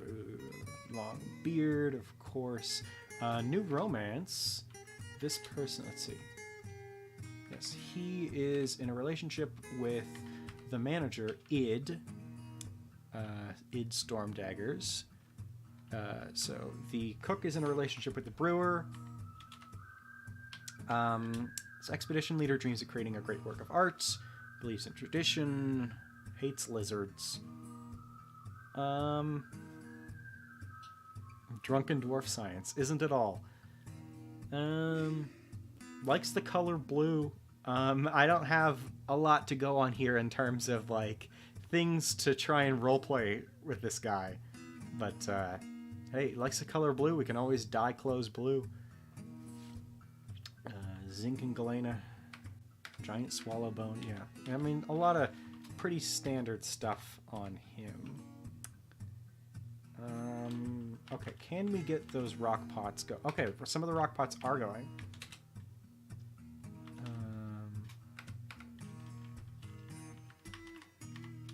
I'm just gonna have them brew some drinks here because we still have a decent number, but could have more. And then, oops, start preparing easy meals. Is there stuff to dig? Yes. Need more doors. Oh, I already got that queued up, don't I? Yes. We're going to put a corpse stockpile up here near the brewer's workshop. This is always a slight risk that we're going to cause miasma everywhere and everyone's going to be choking, but it's useful for getting stuff butchered efficiently. Let's see. Yeah, we can leave all this in here.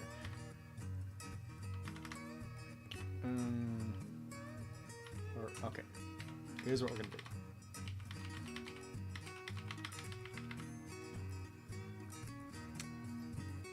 Watch the Frigid Hill series at least twice. Well, I'm glad you enjoyed it.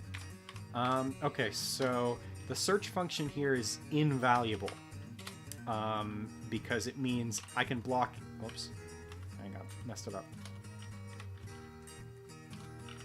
Okay, search function here. This is a DF hack thing, I think.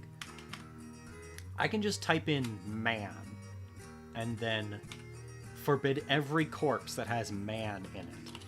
Then I type in goblin, no goblins, no dwarves, no elves.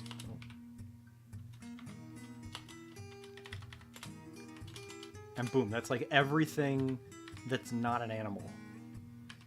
And now this stockpile just has like corpses. Pretty much everything that ends up in the stockpile is going to be stuff I can butcher. Very convenient.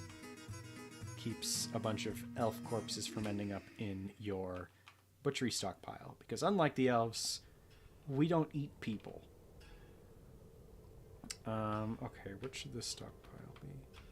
This one is raw food. There's a specific type of alcohol called sewer brew. So that's probably how, you know, artificial sewer brew from the corpse rot getting into the alcohol stockpile. Food, yes, just all the other food ends up in this one. We don't want drinks in there. We don't want, oh, yeah, we don't want, how are we doing with that? Definitely don't want seeds. The rest of this I think could stay in here.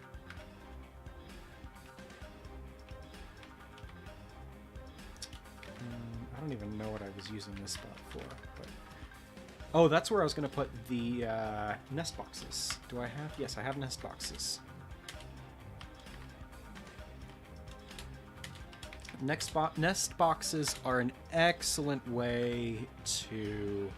Nest boxes and, of course,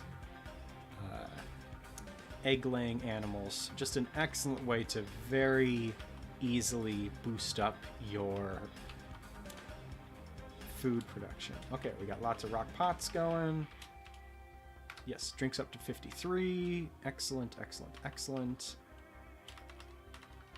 Are both of these? Ratweed. Oh, ratweed. We can make sewer brew ourselves.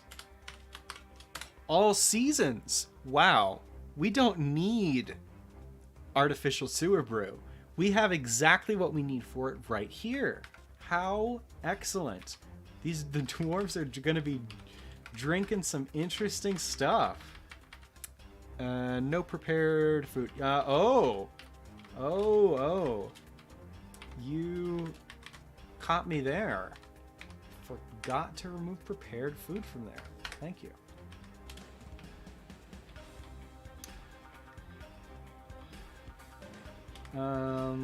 Okay, so we've dug out most of that. Is there anything more we need right now for the food production here? I'm just going to put all the turkeys, the Thanksgiving turkeys, in here.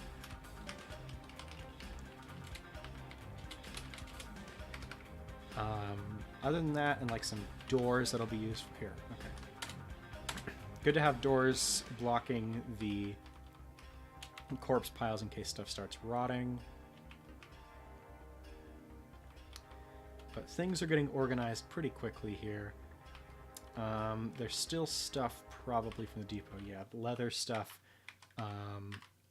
That should probably be our next. Oh, seeds also. Okay, I'm going to build a seed stockpile right up here next to our underground farms. This is going to be pretty far away from our overground ones, but not too big of a deal. I dig my hole. I mean, what are you doing in Dwarf Fortress other than digging your hole and building a wall?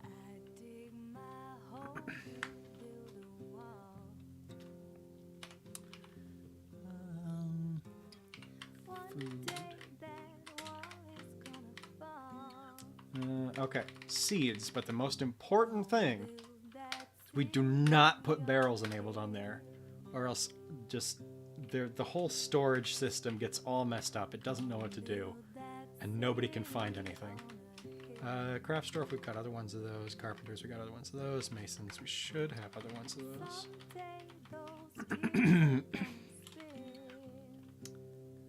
Okay, so we can start putting like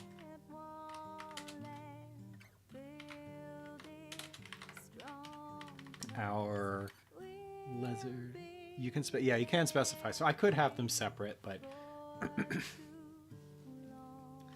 yeah, it wouldn't be too difficult because I just need to put all of the underground crops in the underground one and then everything else enabled for the rest. What kind of ring are you running? High single core processing. Yeah, I mean, high single core processing is good for Dwarf Fortress. Let me jump into DXDI to just remember exactly what I've got here. Sorry, very phlegmy throat. Okay, so for the processor, which is the most important thing for Dwarf Fortress, I got the AMD Ryzen 5 2600 6-core processor. It's overclocked to 1.4 gigahertz. That's a little out of date, but it tides me over well enough.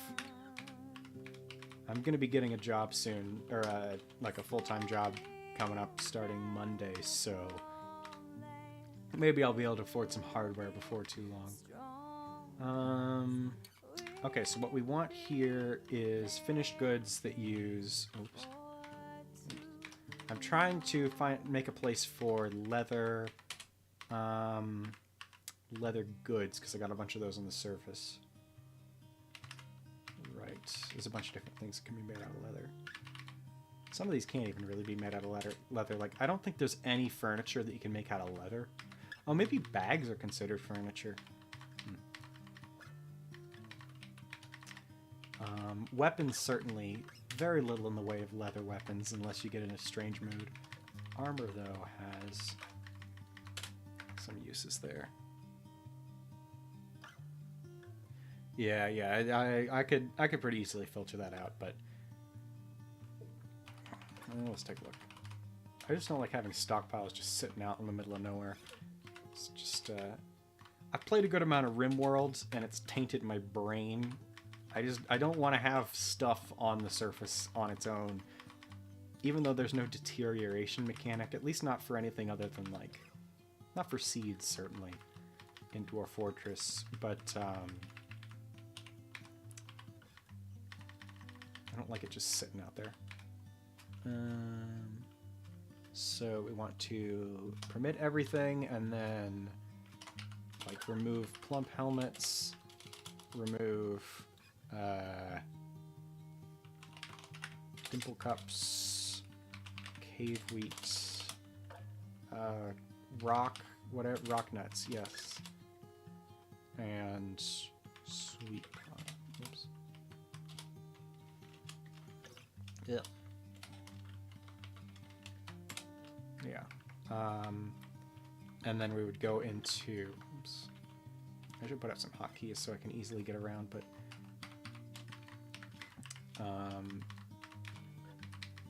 Then here we want to forbid everything other than those.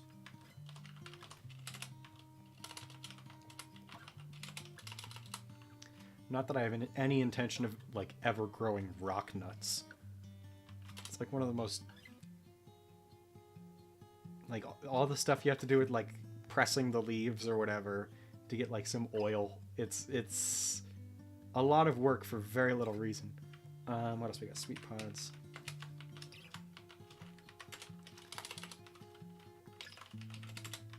Cups, cave wheat. That's probably all of it. So that should organize it out there.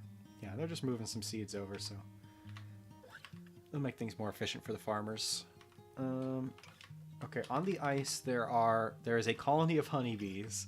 There are ice-dwelling honeybees here, which could come in handy if I want to do a little bit of mead production.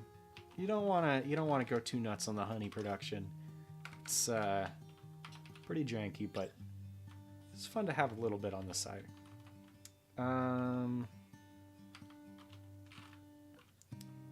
What else we got here? So this is pretty empty. Oh, that's the butcher's shop. That's the food. Let me just make sure none of these have the wrong types of food. Okay. Stone nuts, that's right.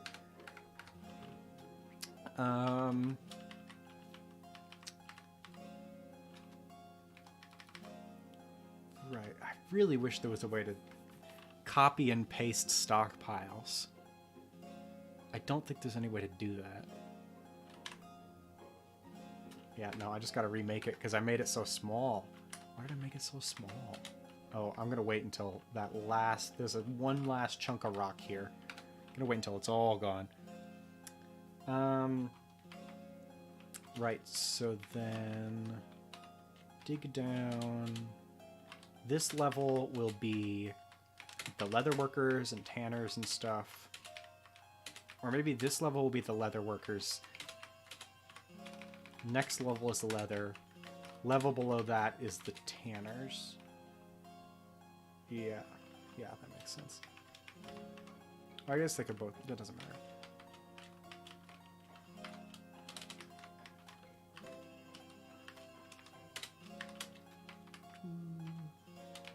Okay. Whatever, that'll do. And then... yeah, I'll probably just put tanners and leather workers up here. Just getting into minutia there. Oh, migrants have arrived. Excellent. One of them's a miner. Can't go wrong with that. And an excellent, or a competent swords dwarf. Besmar here. He's doing all right. She's doing all right. Coming in across the glacier, down directly from where the Goblin Fortress is. A miner. We got double miner and a child of one. Lamb.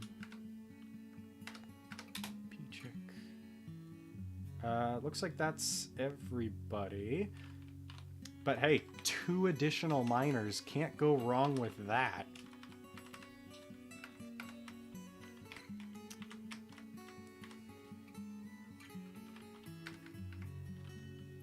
Oh wait, did I forget? Okay, I thought for a minute I had left barrels or whatever for the above ground seed stockpile. Nearly had a heart attack. Alright. Messing around with stockpiles.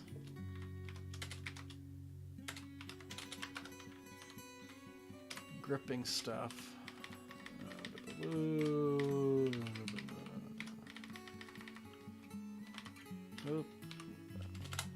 Just making noises at this point.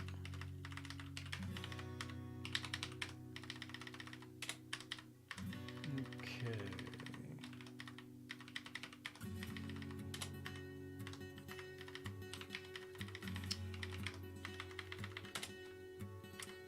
I think that's...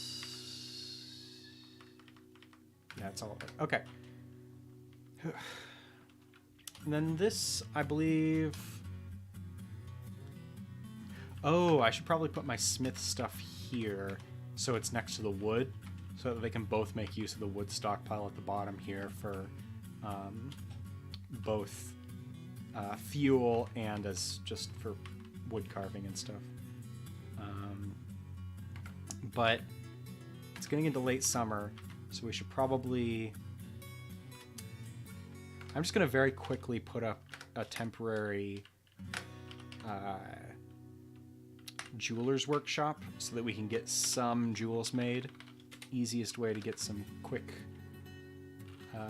viable products for the caravan. Oh, I forgot to put the depot up here. Glad I remember now. I just want it somewhere near the entrance.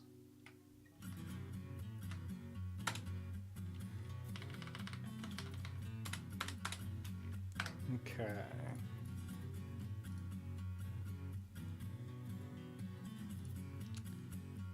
Hopefully that gets done before the caravan arrives.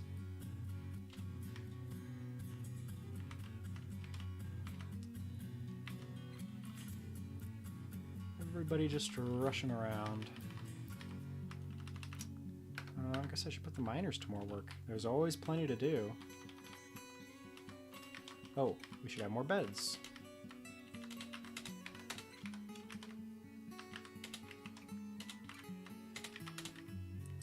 We only got like 3 new dwarves here. Were they a couple? Because they had a kid with them. Yeah, I think so. Serol and Besmar? Yep. Okay, so we got a family of miners.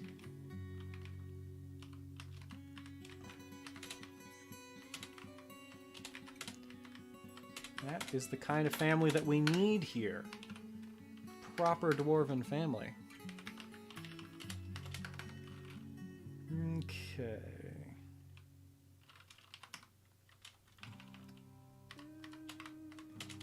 Okay, well I don't want a bunch of refuse up in this. This is just for viable food. Let's take off the only thing I want up here. Oh.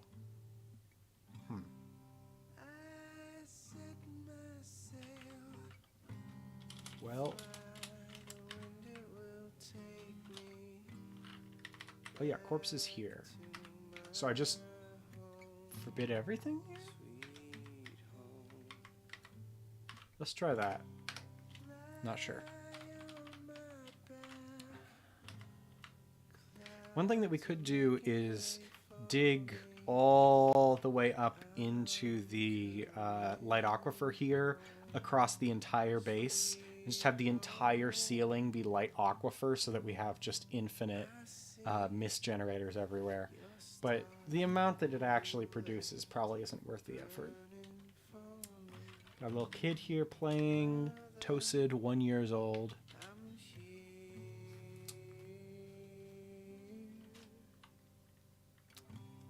Yeah, I mean, not a whole lot going on there. We got more beds we can put down. Okay, so let's see. Assign somebody as butcher in case we need that done. You only on herbal? Oh, brewer. Okay, that's useful. Right. We need to put our miners to work. Ooh, jeweler's workshop. Cut those gems. Not a huge selection, but whatever we can get. I put the minerals on sparse, so it's not... things are going to be a little... things are going to be a little dry with regards to minerals. Let's see.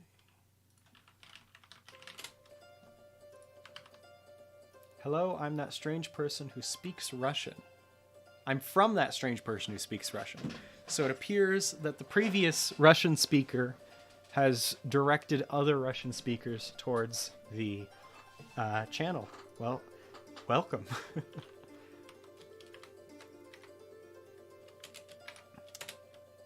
No, we're not going to dig out all that.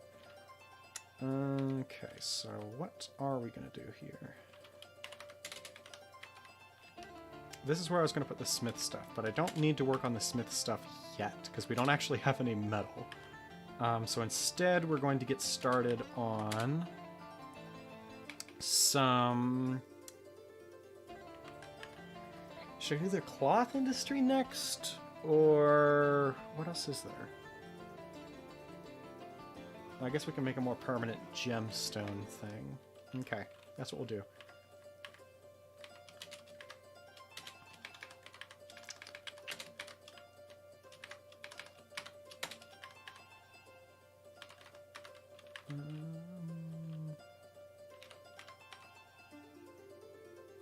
Yes, that there, that... Oh, I see. I've done this one differently.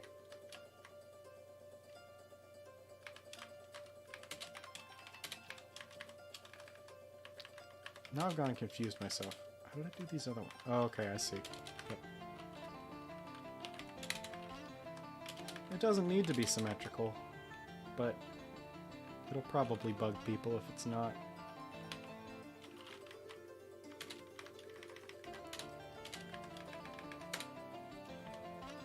I guess there's no point to only partially digging it out, because then I'm gonna have, or partially digging out the stockpile, because inevitably I'm gonna have to remake the entire stockpile if I do that. And I don't want to do that. Okay, so this one, since it's just gems, it doesn't need to be this big in the first place. Okay, so here's where we're gonna put the permanent jeweler's workshops.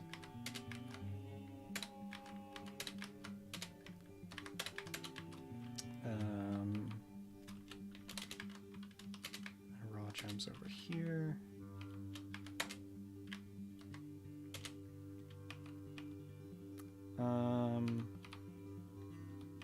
Then over here is going to be the clothiers. Okay. So here's where the workshops go. I'll have all the basic workshops done before too long.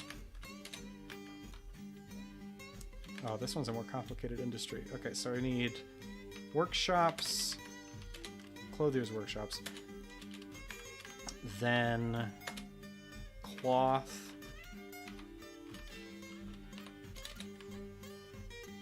then... Isn't there a danger for magma forge? Yes, magma forges can be somewhat dangerous in that magma crabs can come out of them. So one of your best options there is to actually... Because it's the magma crabs don't just, like, you know, form out of the lava, right? They have to swim in from the side of the map, or from the magma sea. And so what your best option there to do is basically tap off the magma sea. So you take a chunk of lava out of the magma sea, but do it in such a way that it's sealed off afterwards using bridges, if that makes any sense. And then the magma crabs can't get in. I do a demonstration, but we are nowhere near the magma sea. Yeah, I'll start digging anyway. A couple more levels I probably need to do for that one. But we can now put leather down here.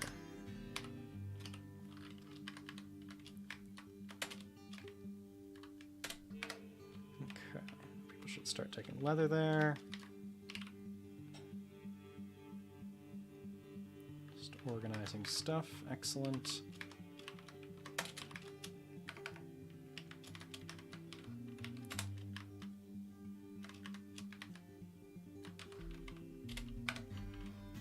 Usually I'm not this on top of bedrooms. Usually I fall behind here, but we got him coming.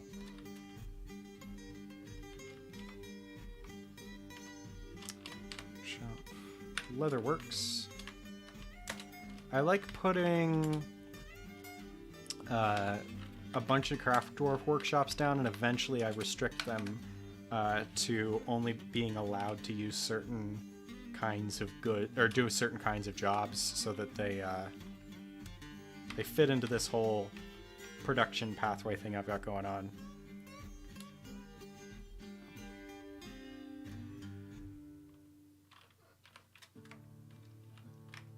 So we got a couple gems. Unable to complete Butcher's Shop. Or Crafts Dwarf's Shop. Are we isolated from the blocks or something? Voice crack there. Pretty sure we got blocks lying around. Yeah, there's lots of blocks. Oh. Hang on. Oh, I think it was when this workshop got deconstructed, it like confused the dwarves who were trying to use the blocks from there. Maybe. Is the depot... Yes, depot is accessible. Excellent. But I need to tell them to build the butcher shop again, I think. Hopefully it won't get canceled this time. And... Craft store shop.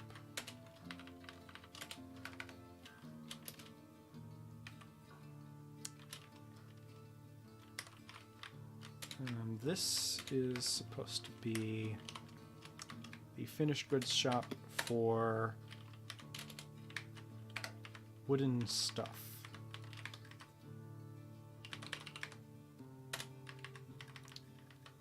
Oops.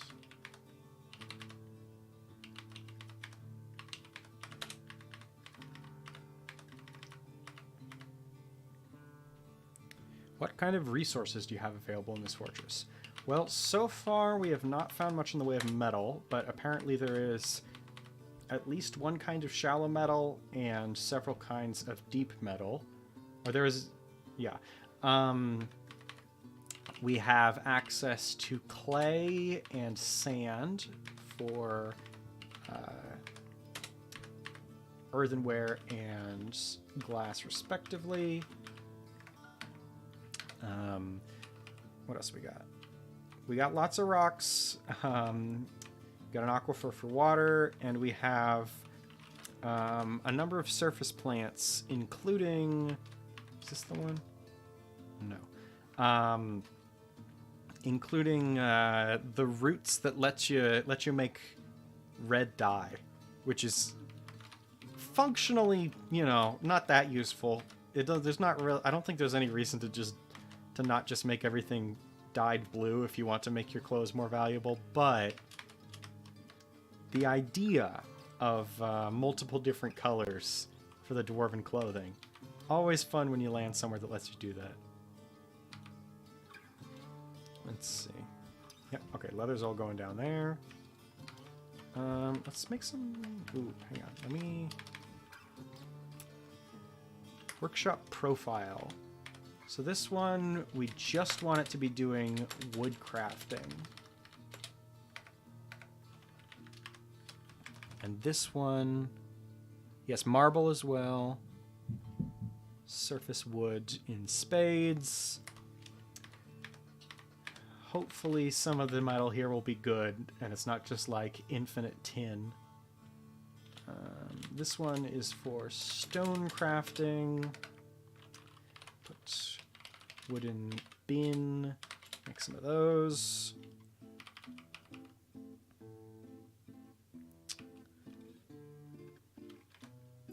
I usually don't start off with stockpiles this big, but Just decided to do it that way this time.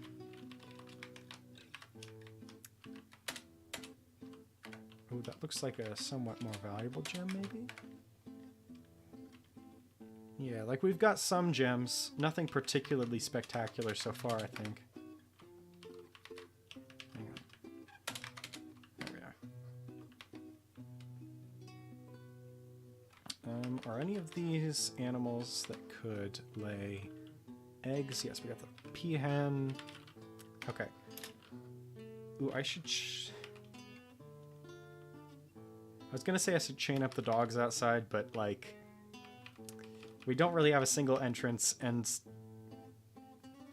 Stealth units tend to not be very good in Dwarf Fortress. Like, when's the last time you actually got somebody kidnapped by a snatcher? I don't think I've ever had that happen. Okay, what was I doing? Right, peahen in the egg room.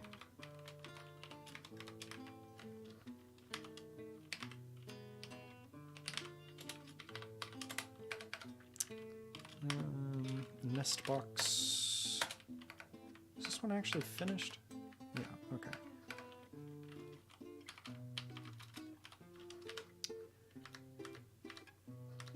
You know, it's not much what we've got here so far, but we're laying the groundwork.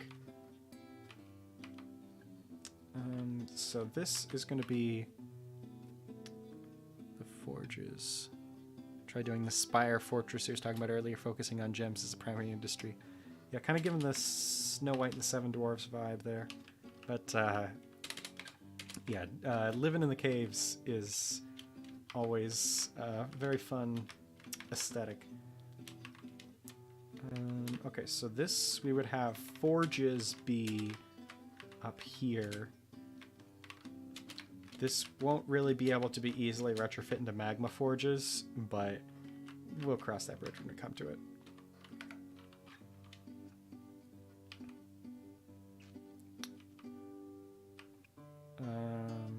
And this is where I was actually going to put the gems.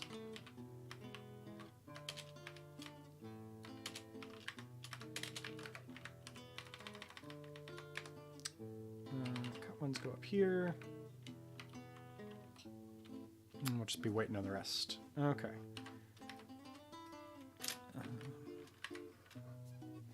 So, just waiting on the dwarves now. Yeah, kind of messy. You can see there's water everywhere, but it's not a threat to us. I could try throwing a temple or even a guild hall up. I've heard early game guild halls can be really useful because they can just make everybody's highest mood skill that they can use for a strange mood to make an artifact. Just make them all weaponsmiths, which is an entertaining concept. I don't know if you need a certain number. Let me take a look. Meeting area, yes. Add location. So if we put a guild hall, yeah, you can just put a guild hall at your leisure.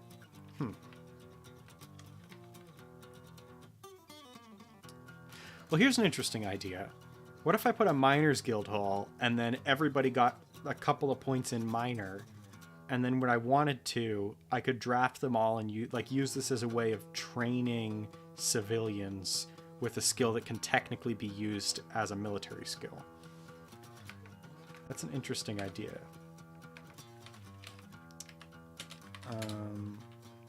Whoops. Autumn has come.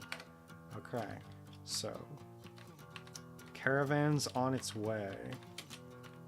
Even though we're in the worst spot I mean, like, if I was the caravan, where would they even be coming from? Like, all the way over here?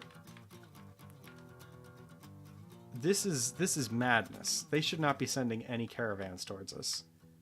We should be on our own. This is all water, except for, like, a bit of glacier here. Up into the tundra, next to the 3,000 goblins. What's this one? This one's also 3,000. We're at peace with the goblins right now. We'll see how long that lasts. It's Human Town not too far away. Alright.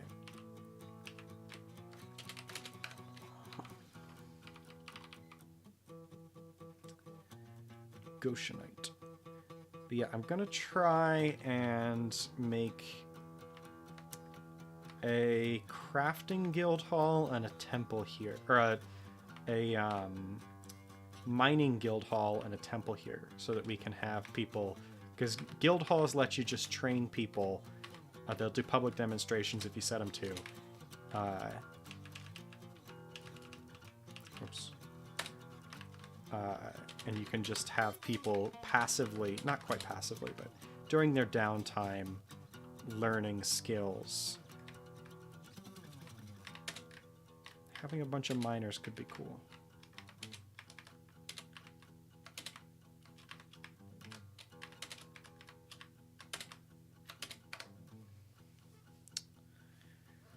Oh, I've been live for 2 hours.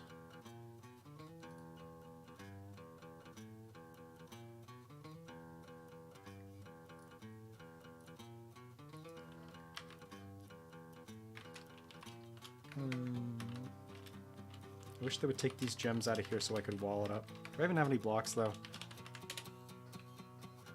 Oh yeah, I got like 30 blocks.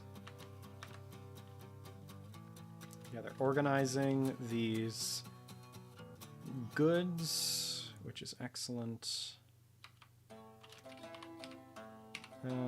Build a forge down here. Cannot make use of it in any meaningful way right now because we have found 0 metal, but good to have things ready in advance.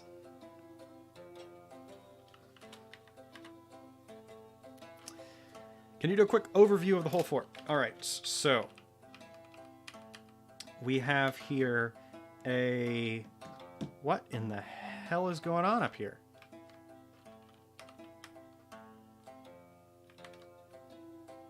Apparently, bayberries just make everything... They drop, like, once the bayberries start dropping, everything turns purple.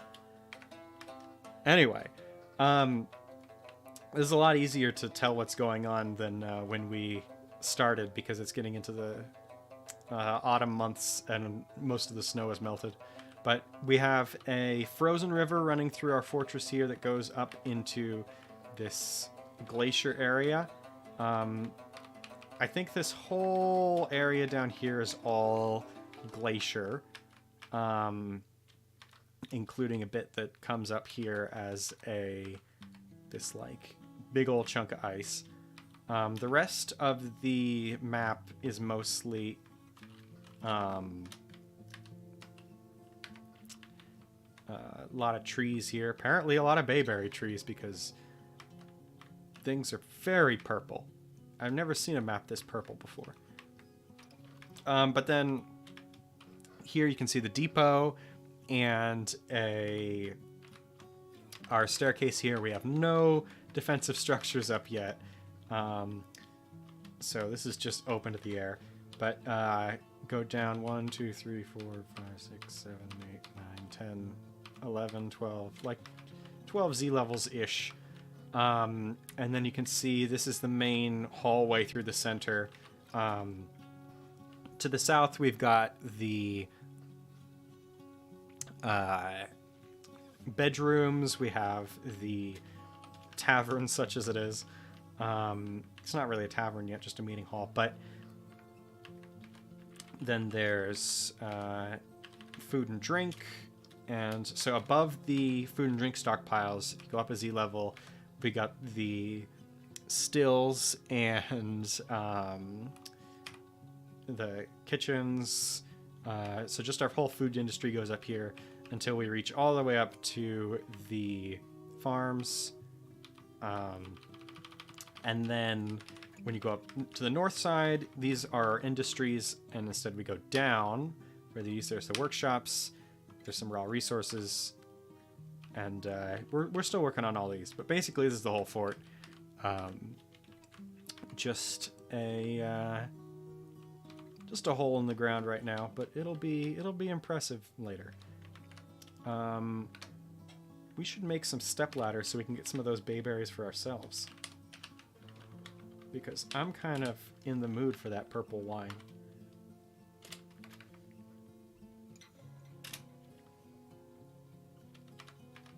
It's part of what gives it this weird illusion is that the snow is covered with the bayberries.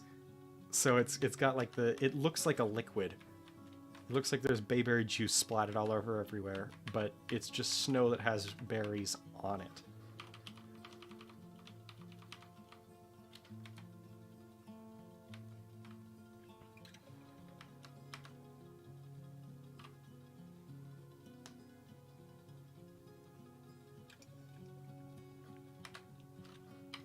Yeah, hopefully the goblins are allergic or something. Okay, this one up top was going to be the clothing. Let's make the clothing pile.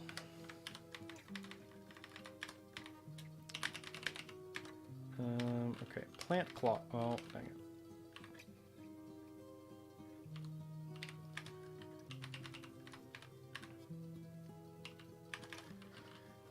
Okay, plant cloth. No, not leather. Silk and yarn.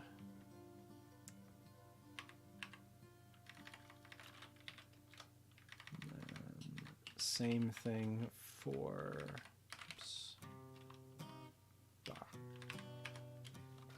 allow alms. Okay. Never eat the purple snow. I mean, the purple snow here is probably pretty good. Bayberries. I think. Oh. Cloth furniture as well. Keep doing that.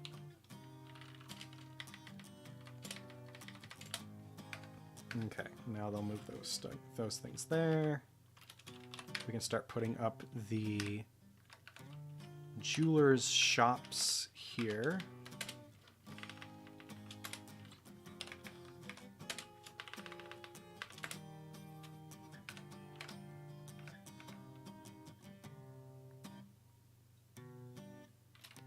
Yeah, evil biomes can sometimes not be the most interesting visually, but part of it is that a lot of them have, like, you know, pink goo raining from the sky that can change the whole look of the biome. Why are there doors here? There should not be doors here. No, no, no. There should be doors here, though.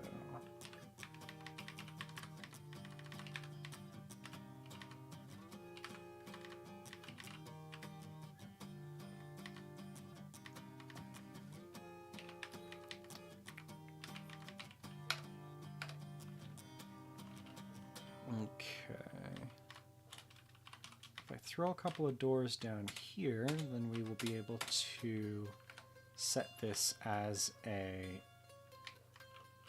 Why does it say I don't have any doors? I've got doors for days. Aren't these doors? Guess they're all being used. Okay, so we can set this as a miners' guild hall. We do have a number of miners anyway, so they'll probably be happy to practice their trade regardless. The Tower of Beaks. Yeah, sure. That sounds great. And then here we have a temple. 3 worshippers of an Udib.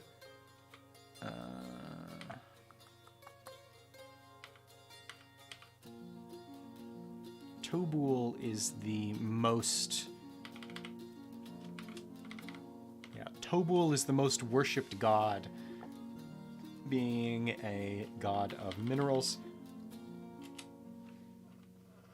We're just going to put no specific deity, so anybody can worship there, so we don't have to mess with it right now. Okay, we got a couple, it looks like, a couple of step ladders, so we can actually have people go up and start getting some of these delicious bayberries.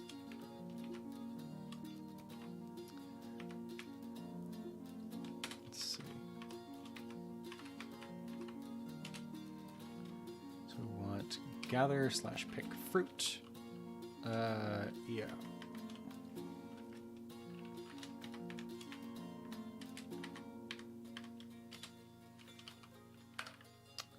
So hopefully some of them will go up and get that. Wow, there's even bayberries on our trade depot.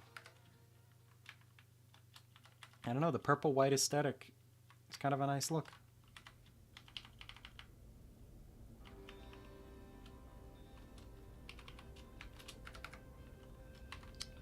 What are you doing?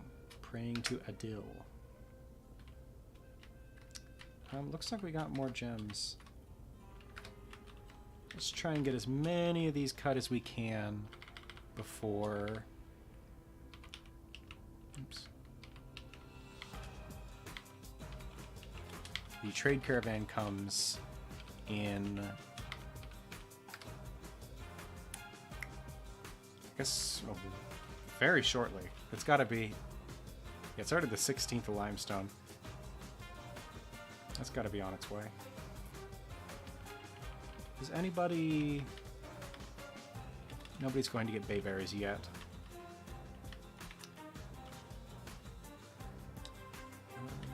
Whoa. Oh, well, there we are. Outpost liaison in the caravan. Let's take a look at this guy. That's a dwarf, all right.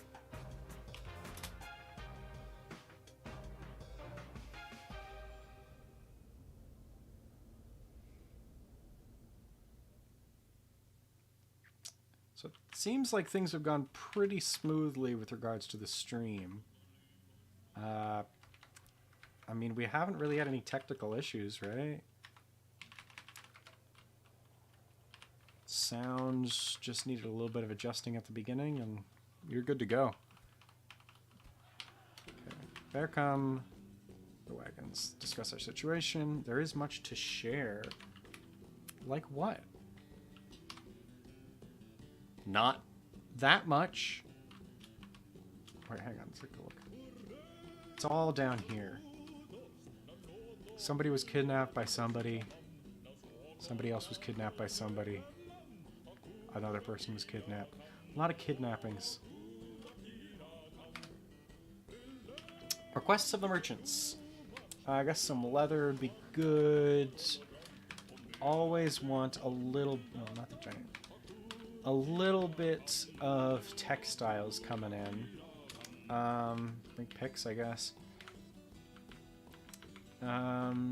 Probably want some metal bars because we have found none thus far.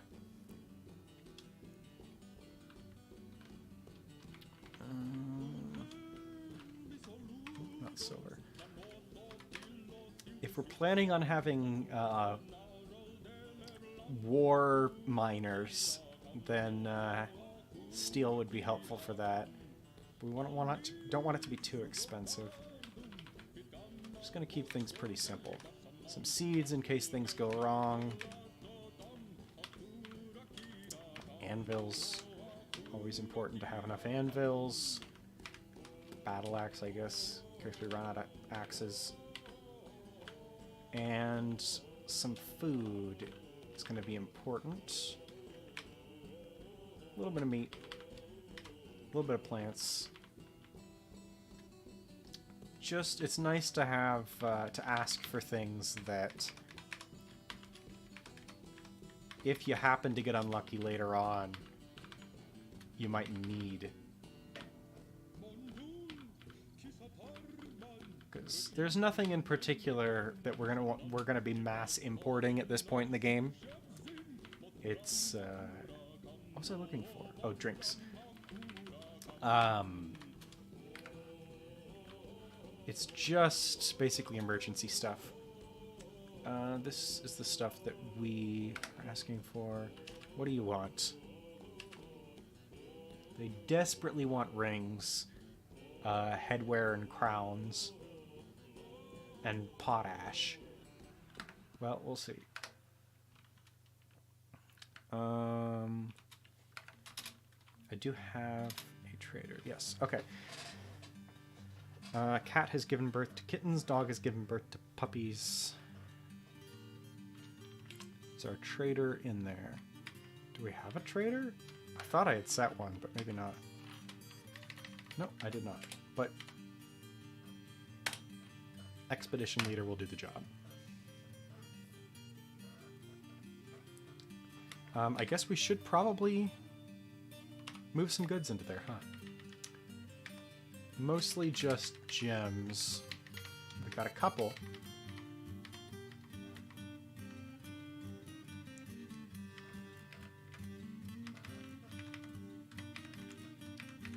Is there anything else we really want to sell?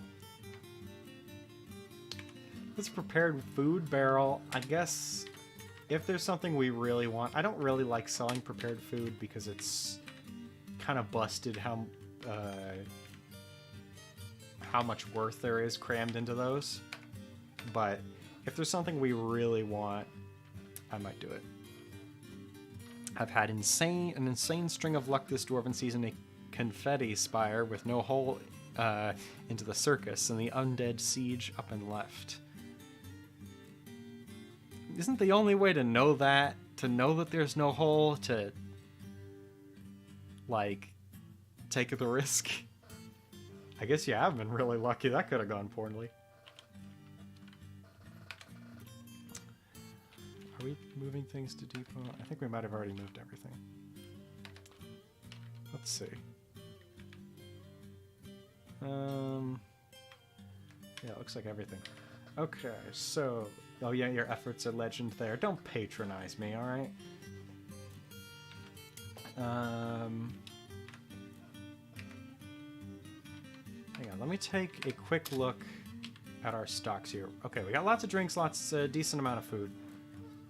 Don't have any immediate concerns with regards to that.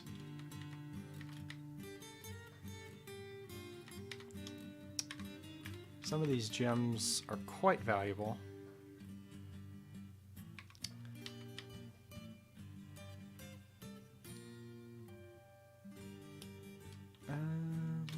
What do you got in the way of picks? I'll take your cheapest picks. 44, that'll do me. What are these ones?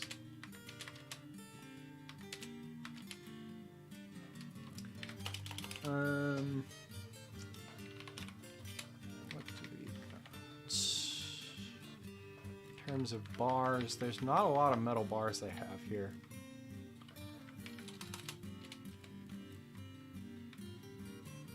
I'll probably get just a little bit of everything that might be needed for the first artifact.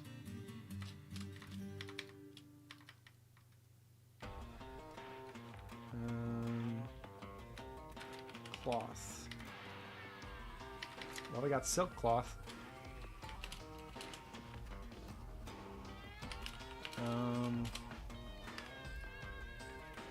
I have some leather. I'll get a little bit more, just because it's cheap.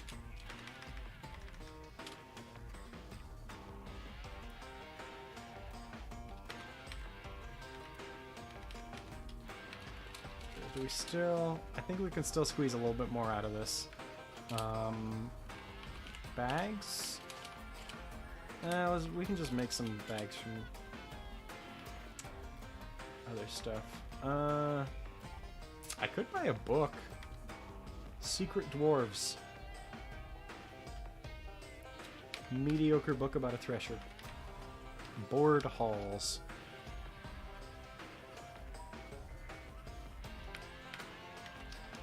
See, books are available in spades, but good books are very hard to come by. Everything is not awful, but not very good either. Now, this is not from the Firefly OST. This is from Bastion. I think this one's called Spike and a Rail. But, you know, sort of cowboy kind of thing going on. I'll just get some of this. Let's see, is that... Okay, very happy about the trading. Sounds good to me. Embarked in a good biome and there's a ton of unicorns here already. I don't know if that's a good thing. I've heard unicorns can really screw up your day in this game. I don't know if I've ever actually encountered one. Let's go here. Do we have... Okay, so we got a variety of different kinds of food from there, including the coveted ratweed. Yeah, we got the sewer brew. Got that stinky stuff. And frozen yak's milk, which is utterly worthless to us. Because until it thaws out, like, you're not allowed to haul it. Somewhere around here is a barrel of yak's milk that will never be unthawed. Bugged out milk. Okay, so we got somebody socializing in the mining guild hall, but that's not particularly practical. Doesn't do much for us. We got lots of doors though, so let me real quick set some of these up in useful places.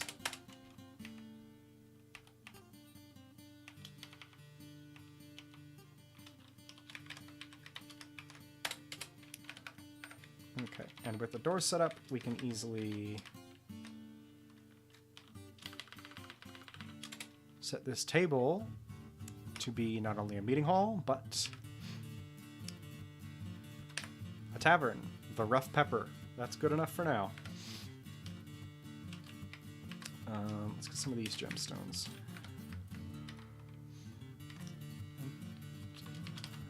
Yes, we have blocks. You know, you should try and see if you can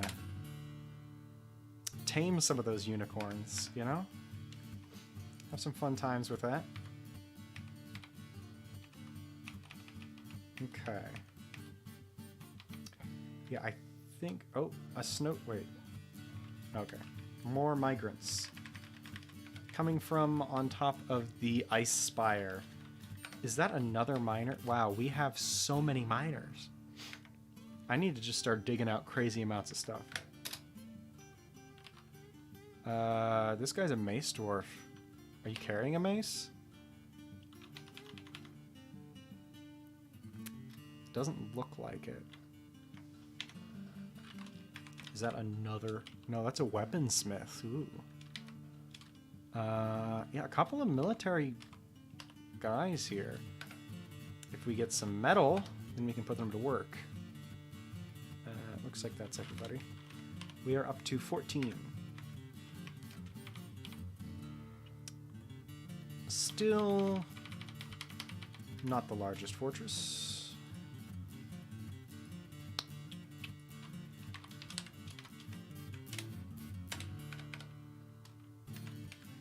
Okay, so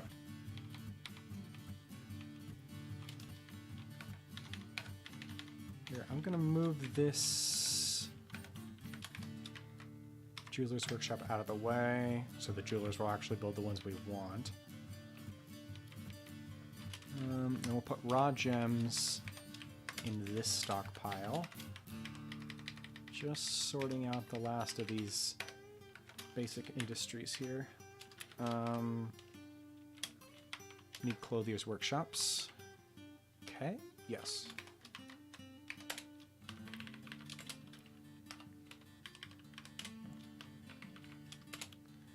Wouldn't that be a thing? War trainable unicorns. And then we'd want cloth here. H, yes.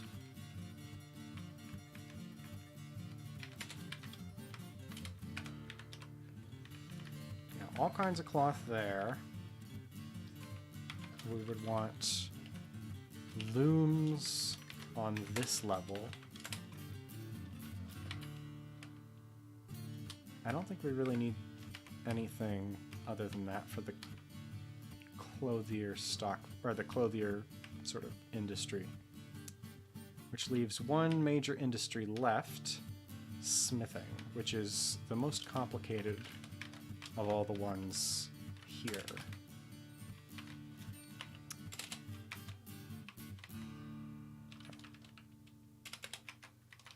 we'd want to do is set up some metal bar stockpile down here.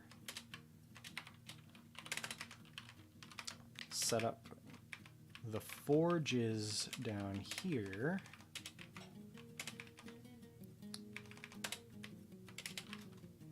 And this is where I would put my ore if I had some. Hopefully there's some on this map.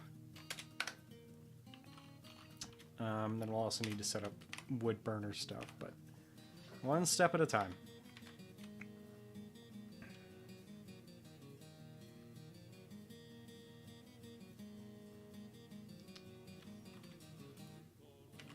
So yeah, you know, things have been going pretty smoothly. Things have been dug out pretty quickly. I mean, geez, we're only in autumn, and I have most of the industries set up. So, like, stuff's going by pretty efficiently, I'd say.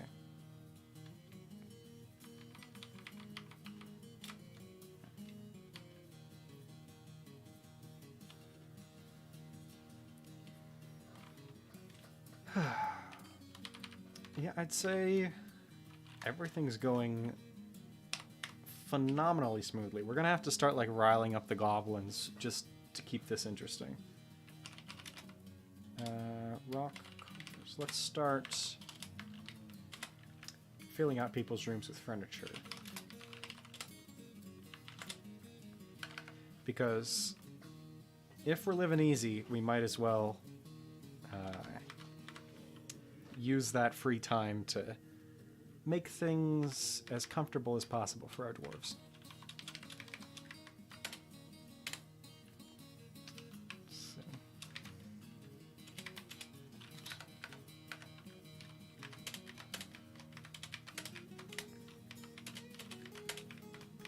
Yeah, this really feels like I'm playing on easy mode here, because we started, there's not even a savage biome. The last fortress I played, it was with a volcano, but I didn't realize there was just necromancer towers right next to it. And the thing is, I could have dealt with that, right? I had some fun with, like, dumping magma all over the map to try and get rid of the undead, but, like, undead are an issue, but you can deal with it. The problem is that one of the undead that got raised was the, it was a pangolin skeleton. And pangolins being, like, these little like, sort of armadillo kind of things. But in Dwarf Fortress, a pangolin skeleton is apparently bugged to be literally unkillable. There was nothing I could do. And every dwarf who went down there just eventually died because, and, like, went outside to where the pangolin skeletons were and just got very slowly beaten to death because there's nothing you can do against pangolin skeletons. Uncounterable.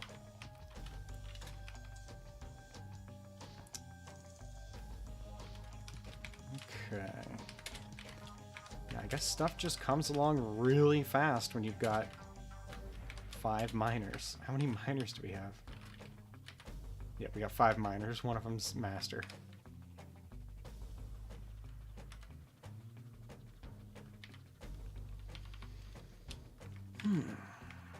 Yeah, loads of bedrooms.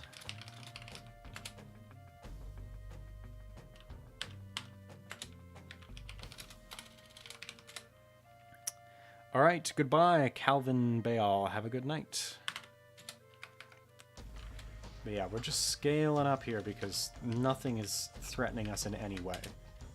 The goblins will be here before too long, I imagine, but for now, we are just completely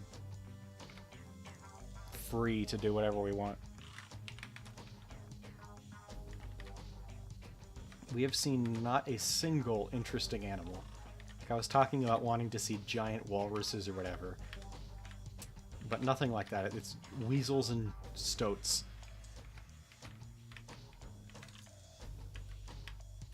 I mean, we're not actually in a savage biome, but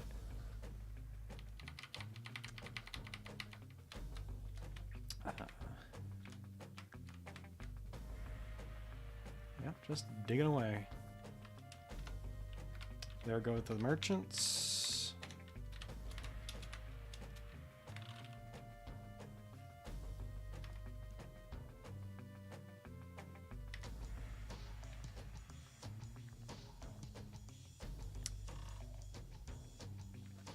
Yeah, I mean, I wish more animals were war trainable.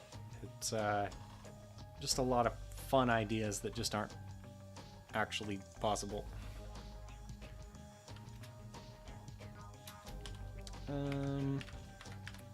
These gemstones. So where's our gem cutter? Because I need them to deconstruct this workshop so we can make room.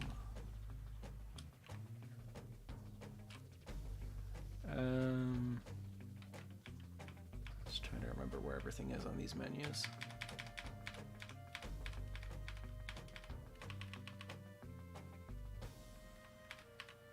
There we are. So what's been keeping you up? Preparing easy meal. Okay, I guess I'll just assign some other people to also do... I've got peasants. You guys can cut gems. Anybody can cut gems. We have a tavern now. Has anyone actually come to, like, visit? Yeah, this human spearman, and they're like some bards. Welcome, indeed.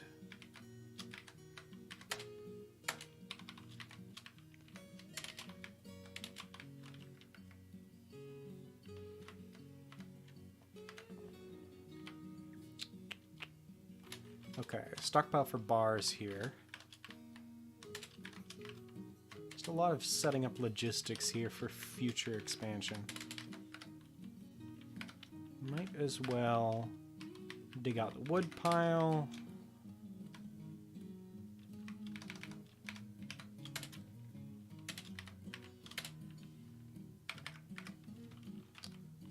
I hope this isn't all horribly boring. I mean, not a lot is going on here. You know, maybe people are here for the chill vibes, but this is... You know, everything's going far too well. We need some... I guess we could just go straight down to the caves if we want to make things more exciting.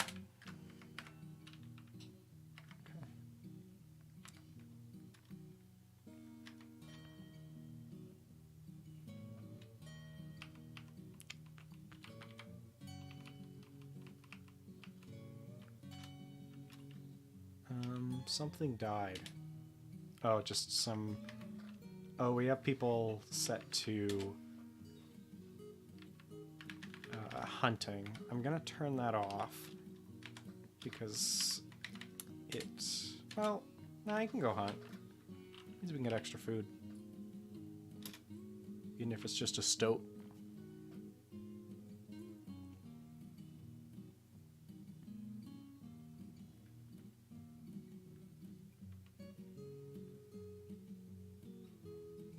Yeah, that's the Dwarf Fortress way. 90% chill times where nothing could possibly go wrong. 10% everything that could possibly go wrong has.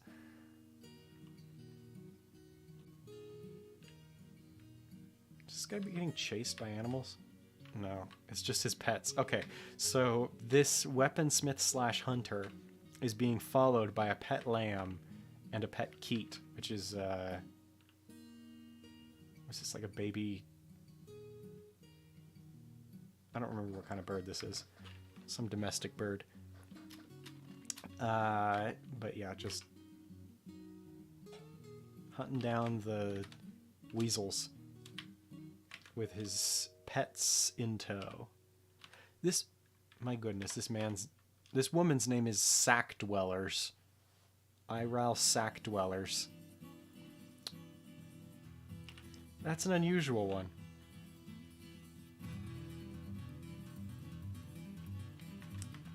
But I think... What is in the depot here? Oh, just those pickaxes. Right, okay, so we can make this stockpile for metal finished goods.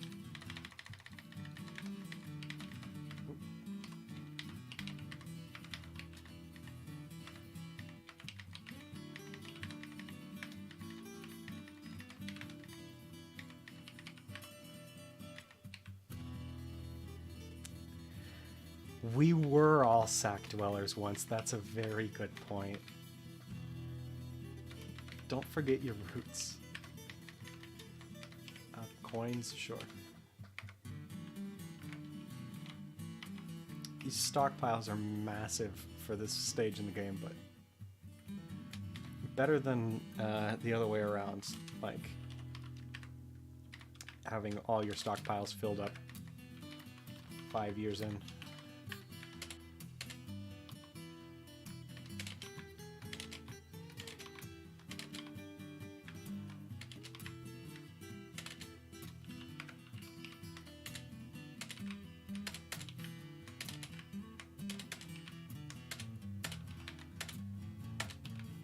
I don't know why I'm setting up furniture in all the rooms that are not yet built when they've got these ones that already have people in them.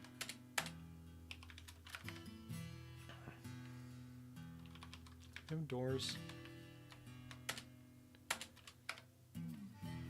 Let's see. So these peasants here, I could put one of them on engraving and just start engraving everything. Or smoothing everything. I guess bedrooms first.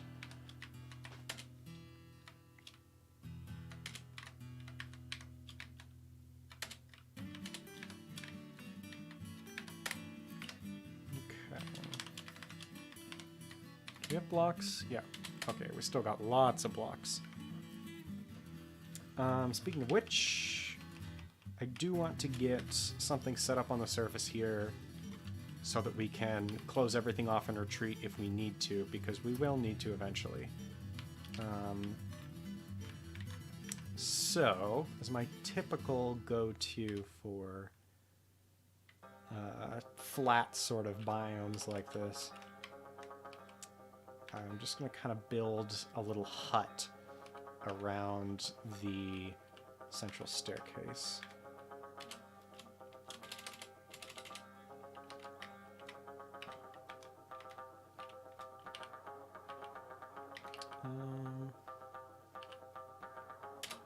Yes.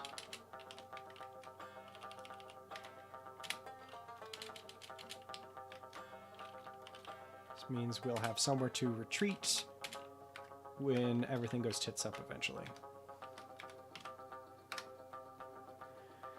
What have I been up to?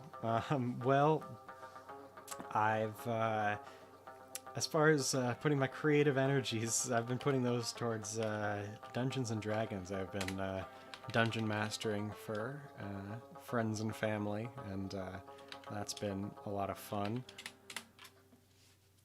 Been on the job hunt for a while here, and finally got something, which is gonna be helpful.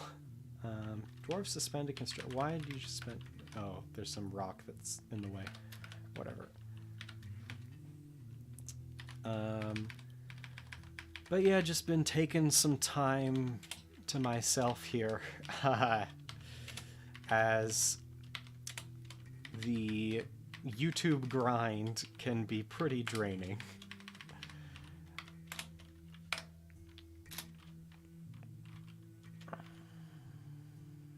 Now I know I set these to be smoothed.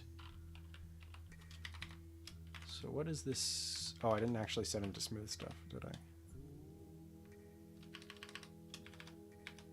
Oh, I set one of them too. Okay, well, whenever they get around to it. One thing in the Steam release that they're going to do is make it so you can just build roofs just from below. Fellow DM, I can give respect, yeah. It's going to make building stuff like this much less of a pain in the butt.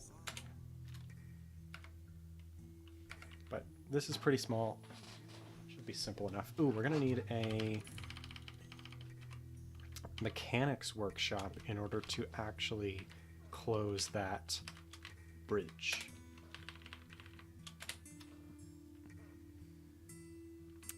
Assume our primate boys ain't coming back. I would say the chance is still there. I'm still deciding that, but probably not. just because they released a new Long Night update, like a major Long Night update in the interim, and I feel like I'd want to go check that out instead of going back to the old fort. But I guess it's possible it's backwards compatible. Let's mess around with it.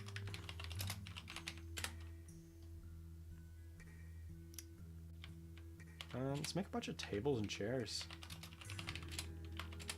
Get a proper tavern going.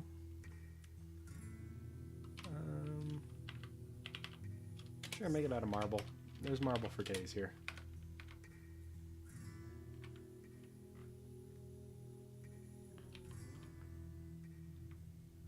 I don't really know the details, but apparently a bunch of systems got changed up.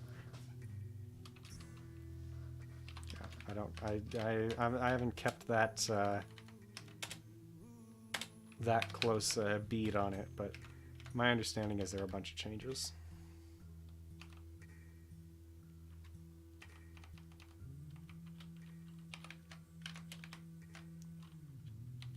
Okay, so we got a stout Jill here. We can finally butcher something. We have one person on butchering.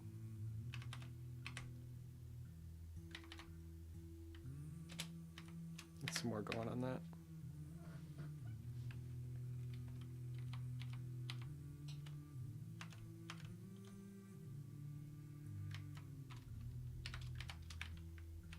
Yeah, we got more bedrooms than we even need right now.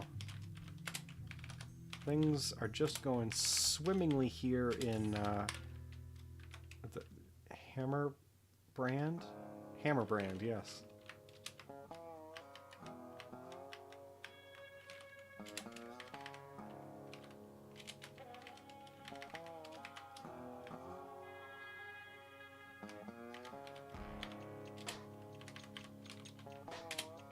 Hey, remember, gorillas are not monkeys, so put that out of your mind right now. Apes.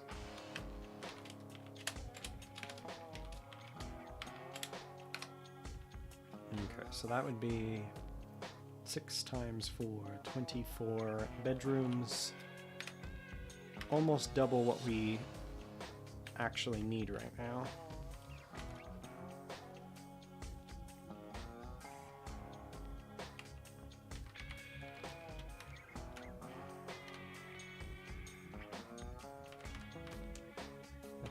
Stockpile is this one? Gems. Okay, I'll just make the whole thing filled up here. Gems are a slightly lesser pain in the ass to stockpile than some of these other things because there's just like 2 settings, rough or cut. Wait, did I put rough or cut? I did. Okay.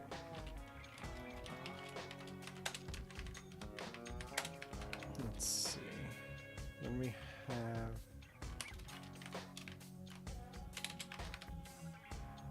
I want to get some more of the smithing stuff ready to go. So this one is bars. This one E actually. Smelters.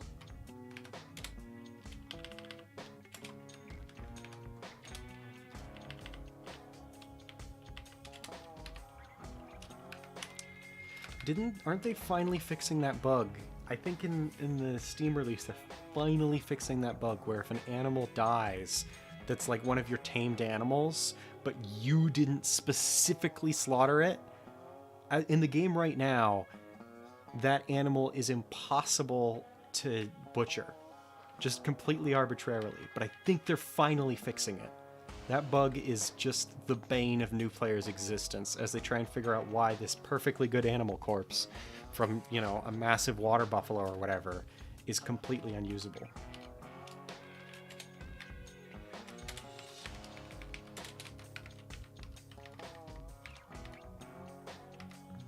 Right, metal ores there. This, I'm just going to expand this out. Everybody's going to start hauling stone again, but we'll survive.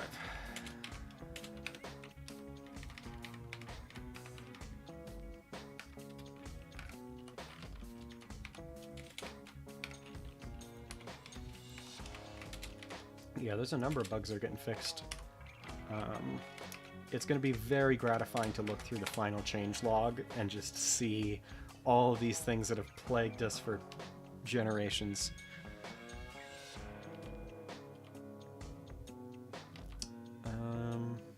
Okay, so now the only thing really that needs to get made here is the workshops for...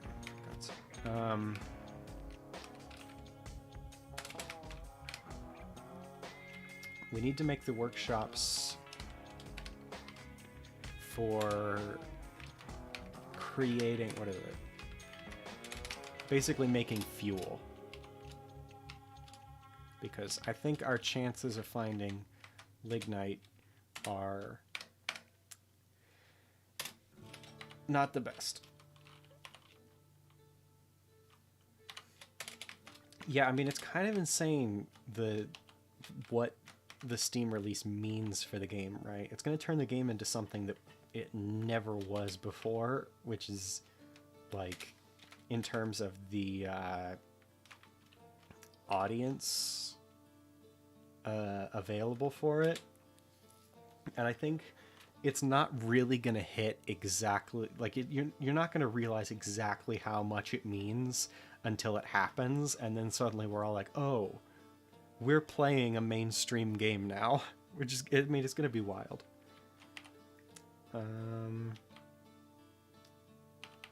So I could put the wood burners up here.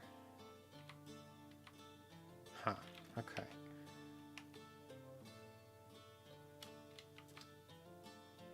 Right.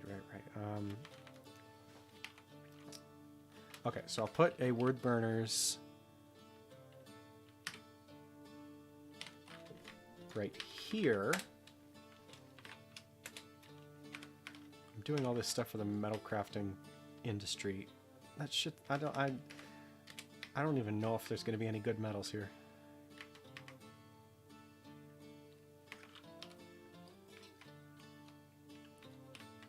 Yeah, bug fixes in UI. I mean, I'm especially excited for the soundtrack, but also that tile set, that official tile set, it's so good. It's better than any tile set I've seen otherwise. I mean, it makes sense. They've actually got professionals, like, working together to do it, but it's,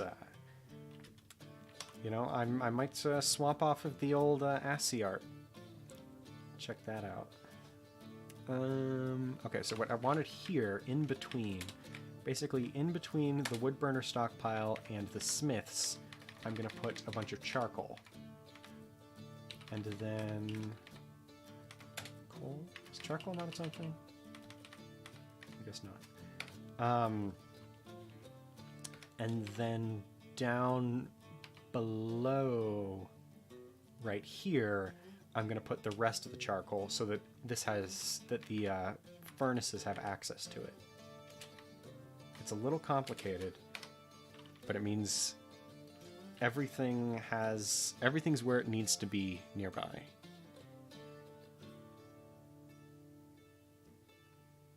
So you used to Krug Smash tile sets, other tile sets are just weird to me. Yeah, I mean, everything is so abstract in the this old system of tile sets that nothing, like, once you learn one of them, it's like you have to relearn the entire game to play it on anything else. My favorite tile set anecdote I have is that when I first played, I think it was I was playing like with like the Phoebe's texture pack or something. I don't remember the exact name of it, but it was something that came with the Lazy Noob pack, and I had heard about these so-called clowns, right? Everybody was saying there's a clown car somewhere. If you open it up, everything goes to hell. I don't know what that meant. But there was a texture in that tile set for like elf bards or something, where they were dressed up like jesters or clowns. And every time I saw that, there was just like this like moment in my head of like, oh shit, it's the clowns. I'm doomed. Because I didn't know what that meant, and apparently it's like game ending, right? And so I became afraid of clowns because of Dwarf Fortress, is what I'm saying essentially.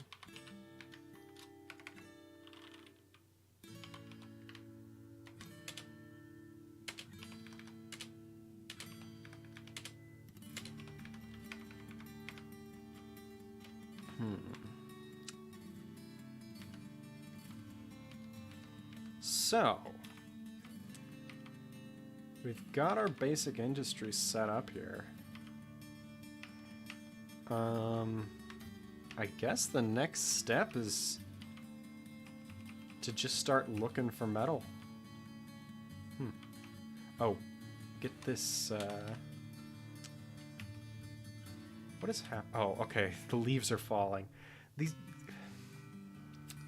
These leaf falling animations look so disturbingly close to the fire animations. Needle falling, excuse me. Did we end up ever getting the... Is it bayberries? Hang on. Yes, bayberries. We did end up getting bayberries. So we'll be able to have our delicious bayberry wine.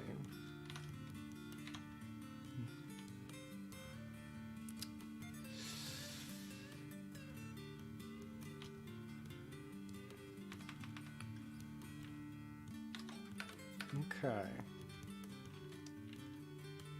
Right, mechanisms. We need mechanisms to actually close that door, which means we need a mechanic.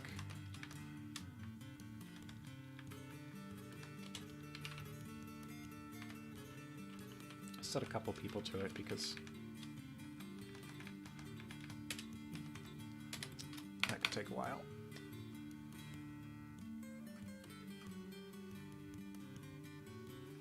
Yeah, I like how Krug Smash's tile set has a simplicity about it. Fits with the game itself. There was always something that I liked about having the game look like, having things look like what they're, what they are, right? And so those tile sets that just, had little JPEGs of actual animals and stuff appealed to me for that reason. But ultimately, the game just, I think, looks better with something more approaching the ASCII art. But that's also why I'm excited about the Steam release, because the stuff's going to look like what it's supposed to be, while also looking really cohesive and just being visually nice. Farmer's Workshop. Oh, nobody's doing it. Thought the Goblin Lasher was a baby goose. It's always kittens and crundles. They look exactly like they're both red C's. They might as far as I'm concerned, they canonically look the same. Because they look the same to me.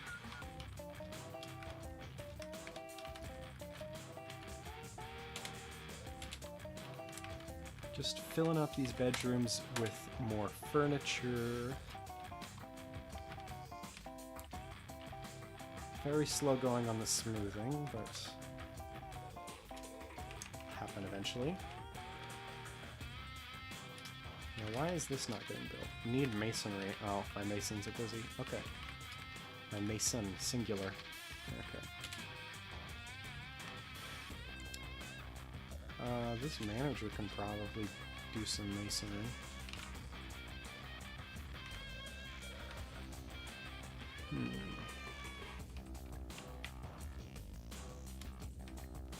Yeah, I mean, everything is messy. There's pine needles everywhere, and bayberries, and mud all over the fortress. Water spilling down the hallways, but while it's a mess, it's stable, right? It's, we're setting up the groundwork for a really nice fortress later on. We do not have a really nice fortress yet. I've just realized something horrible. I put the hallway here is only 1 wide, and the hallway up here is 2 wide. They don't look. The two sets of bedrooms don't look the same.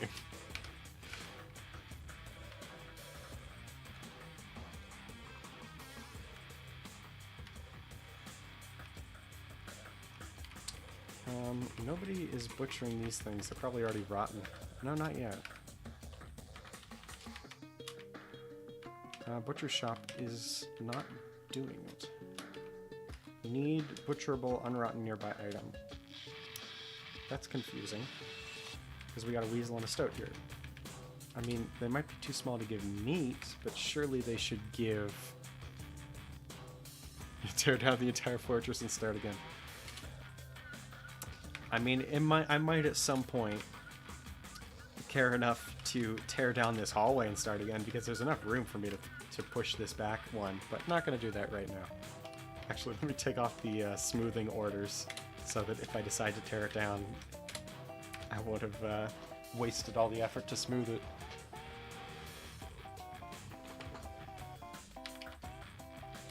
But I'm not sure why these aren't being butchered, because even if they're too small to get meat from, they should still get butchered, I think, and just leave a skull. I thought that's how it worked.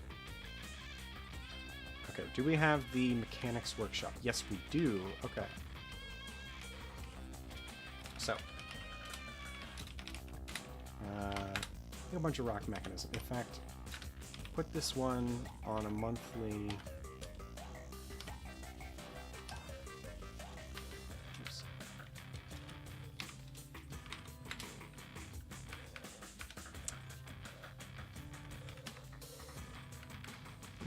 Putting that on monthly mechanism production so we always have a substantial amount.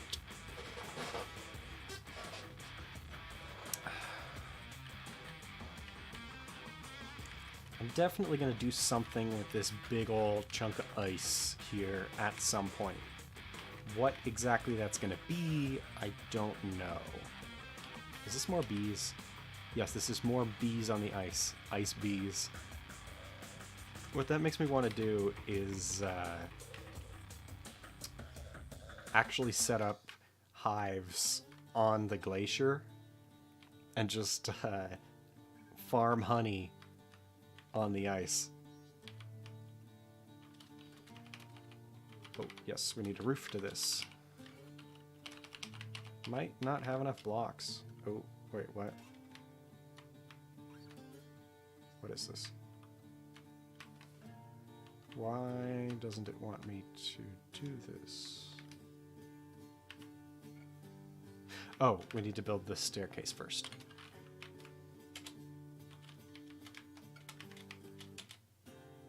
Downstairs, yes. Yes, Strudel stream out of the blue. First test one here. What have we been out for 3 hours now? Yeah, 3 hours, 20 minutes. Easy to just watch the time fly by here. Make a beehive structure out of ice. It would be funny to have, like, just this entire structure is a massive snowy apiary. Like big walls of ice come up further out of this to protect it, and just have this exposed open snow apiary. Completely nonsense.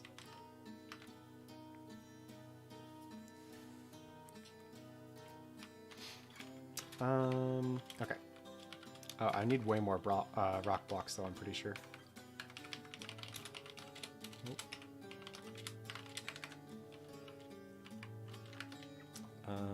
We might have some mechanisms, though.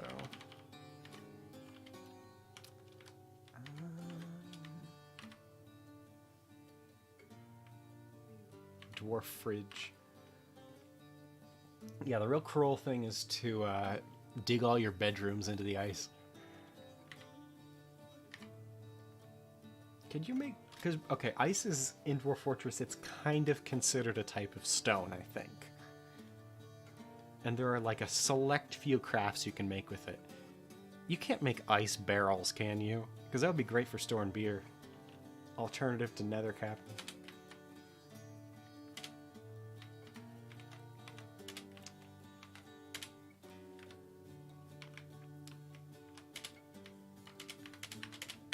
we're making a lever room here so that I'll be able to actually close the fortress up.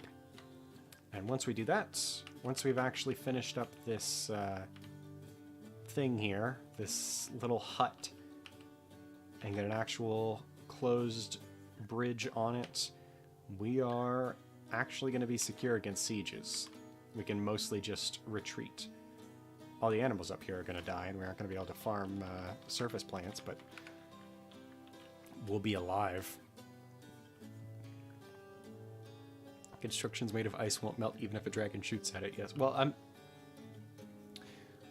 like, can you make a bridge out of ice? I know if you make walls or floors or anything like that. I guess bridges technically aren't constructions, they're buildings. But, yeah, it's funny that you can dig up an entire frozen lake, and as long as you build stuff out of it before the spring hits, you'll have an entirely safe and stable structure.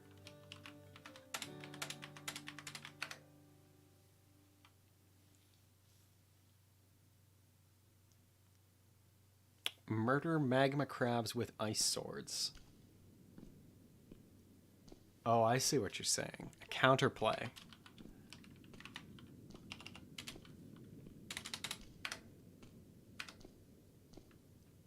Oh, I set up like a crap ton of tables and chairs, right? I think I've been getting, yeah, I've been getting some of those. Okay. Let's start in on making this tavern a little more impressive.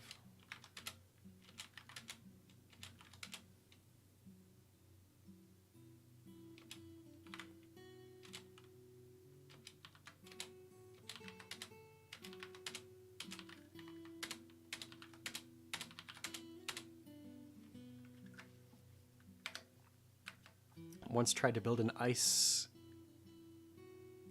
printer, but accidentally killed half my fortress because I don't know how to use pumps or water. I assume an ice printer is something that like flows out water into an area when it's warm, and then it freezes when it's cold.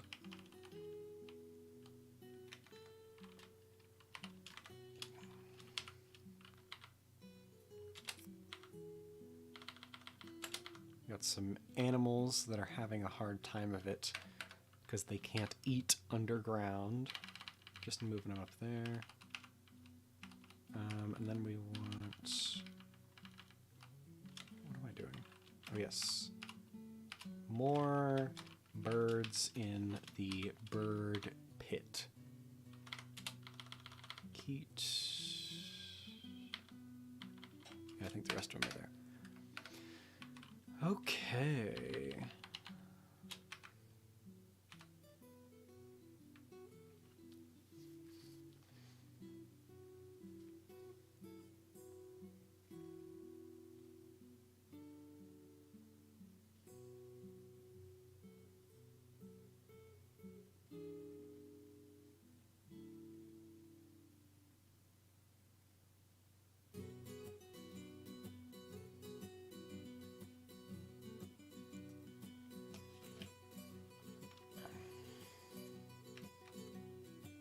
Okay, number of mechanisms there. We got one lever. That'll do the job.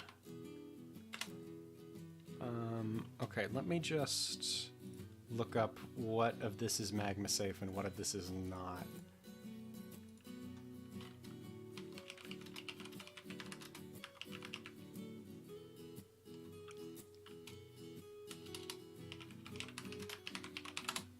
Is marble magma safe? Not magma safe. I mean, the bridge is made of marble, so it doesn't matter. Okay. Done a couple of ice fortresses because I like glacier forts and they are comfy. Ice only serves for construction and making workbenches out of ice, but they melt after a few jobs made on them.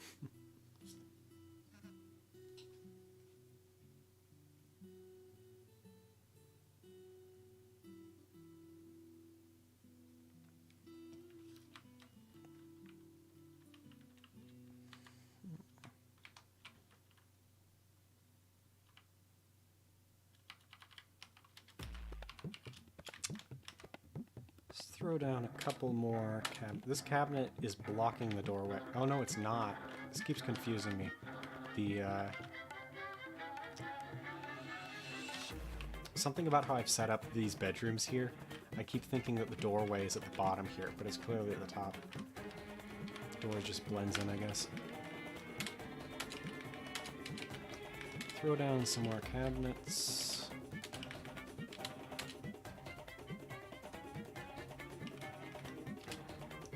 Yes, glass is magma safe, I believe. I only remember that because it was, it came up in, what's Room Carnage, that, Imager? Goodness. The, little Let's Play thing that, somebody set up a volcano fortress in a, reanimating, terrifying glacier.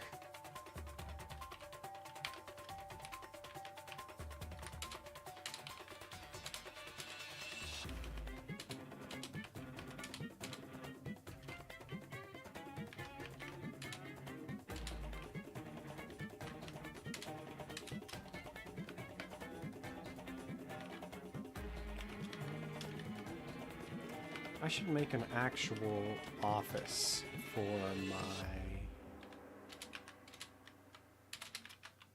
manager. He doesn't need one. I can just give him one from the, give him a chair from the tavern here, but I would just like having it. He also doesn't need a table, but whatever.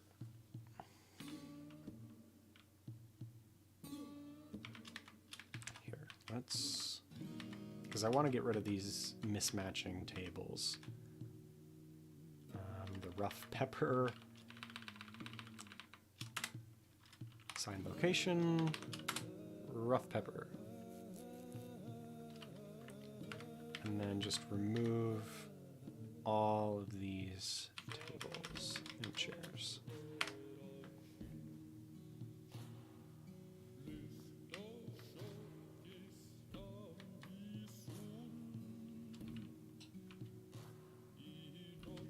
So, we've got lots of food, lots of drinks, 14 dwarves, plenty of bedrooms. In fact, maybe I should set a couple of these just as a hospital, just so we have that as a backup. Yeah, this will be the hospital. For now. I'll make a proper one later, but...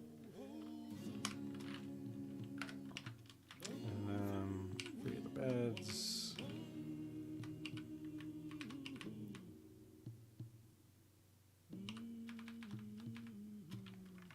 I think if they're in the hospital, that's enough.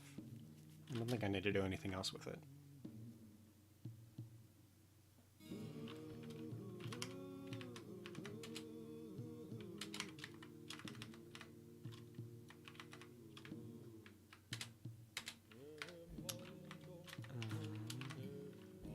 I should actually put a name on this.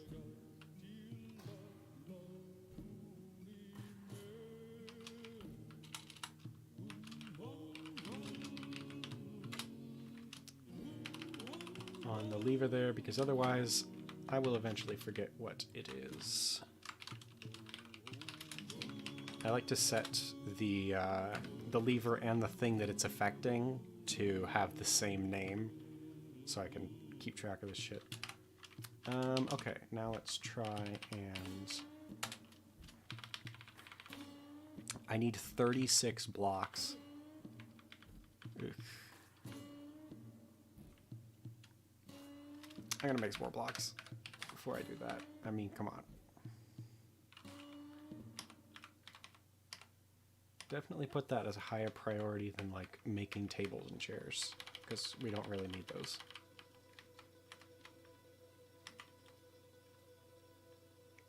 Somebody is sleeping on the ground. Why? Oh, I think hunters do that sometimes.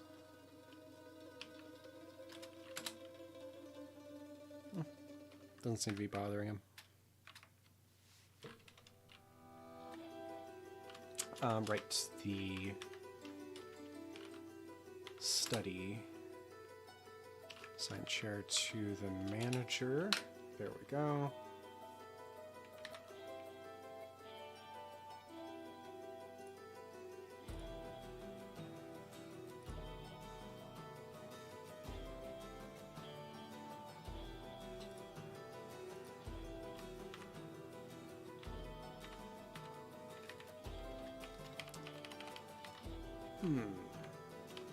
Oh, we got a petition. Etur Sound Lancers. Don't like that name. Wishes to reside in Hammerbrand for the purposes of entertaining citizens and visitors. Are you interesting in some way? I mean, she's a dwarf. Yeah, you can hang out and sing songs or whatever.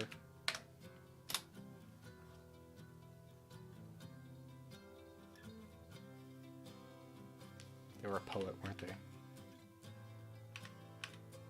Yeah, they aren't singing songs. But tell us some nice limericks, perhaps. Let's get... Did I hear that they were adding a general just cut any gems job in the Steam release? Because this, like, manually choosing which gems to cut one by one has always been a bit of a pain.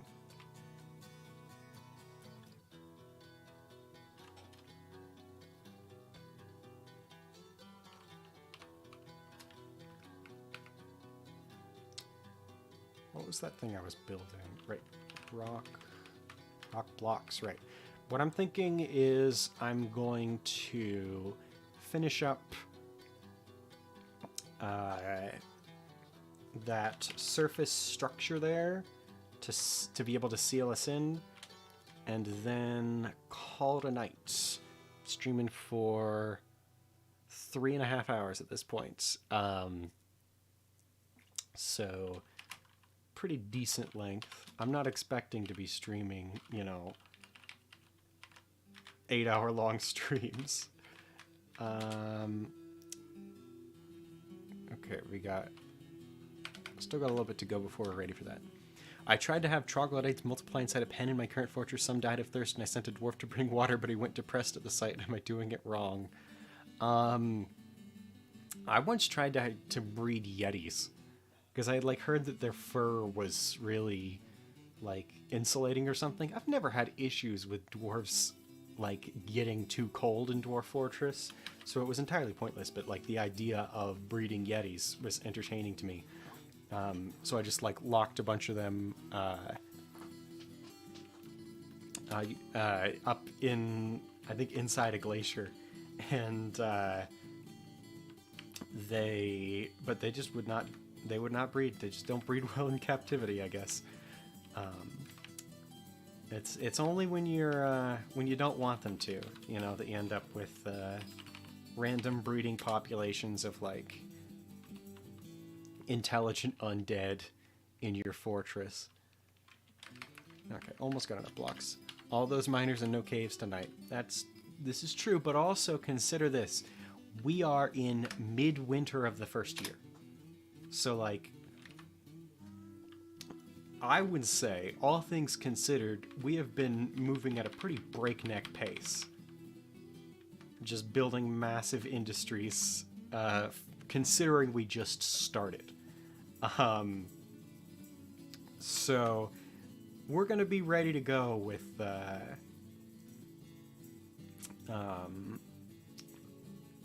digging down some larger tunnels once the next time we have a go at it, because I do intend to give this another go as well. Oh, I see, this is generating mist because it's... I dug into this. Okay, I'm gonna try and also, before we go, clear up this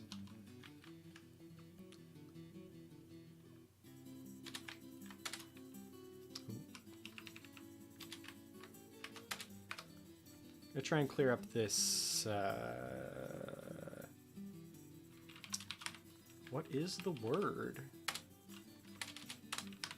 Aquifer, so that it's not going to be spilling into everything. Yeah, water very slowly spreading. Like, I mean, if you look at this, everything's one by one.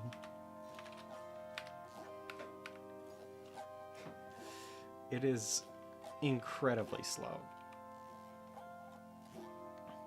There's, yeah, I've just had absolutely zero rush to deal with that because it just takes so long for that to get anywhere.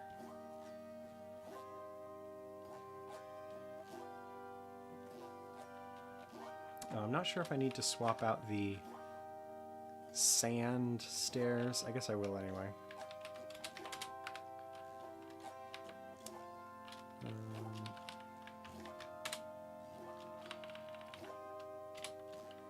And then let me... I guess I'm using up some of the blocks that I was going to use for the roof there.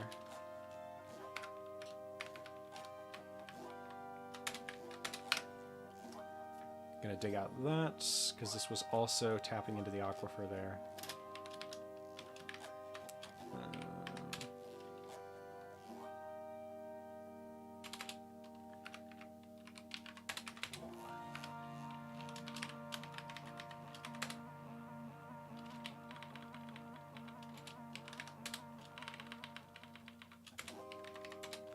Don't really care what blocks I'm using for this.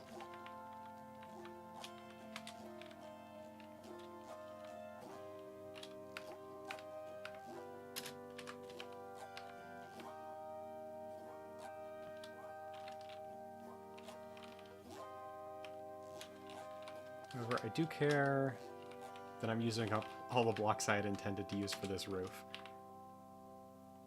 I guess we can at least get started on it.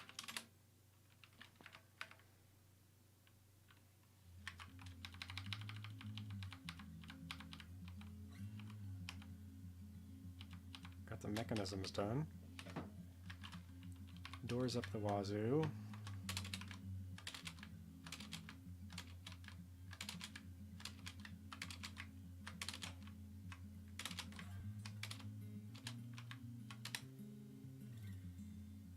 I'll leave a couple more doors. Never know when you'll need more doors.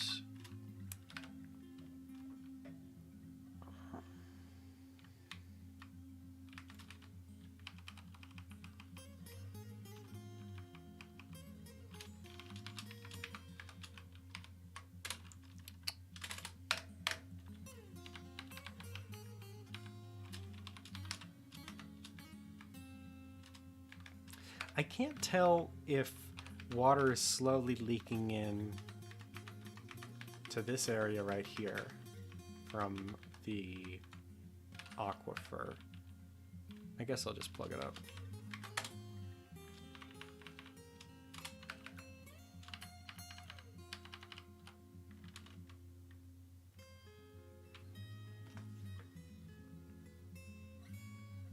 I like how this track, the Simon Swearer track, has the little theme from the main game loop, the soundtrack loop. I don't know. Always puts a smile on my face.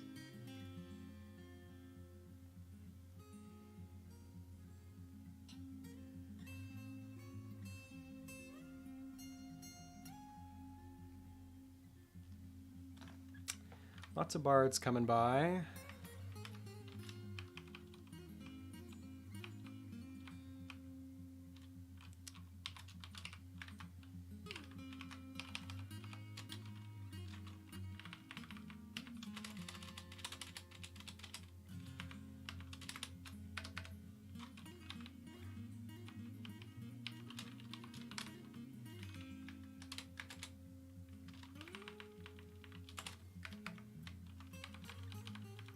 I'm appreciative that most of the stone here is just various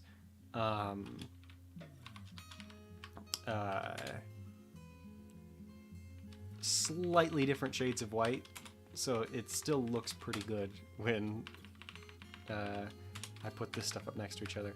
Is this the Steam release soundtrack in the background? I believe this track is in the Steam release. It's it predates it. It's the Simon Squirrel tracks, and again, terribly sorry for butchering the name there. But he released a bunch of these Dwarf Fortress themed tracks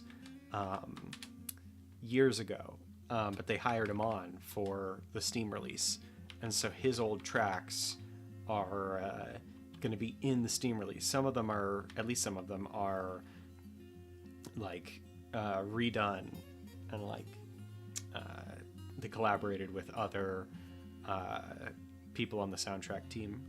I think there's 3 people on the soundtrack team. But yeah, you can find these tracks online just on his SoundCloud.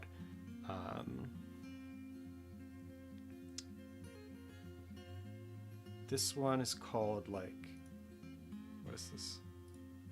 Spelunker. Okay. So we're winding down here, almost got this little hut dealt with.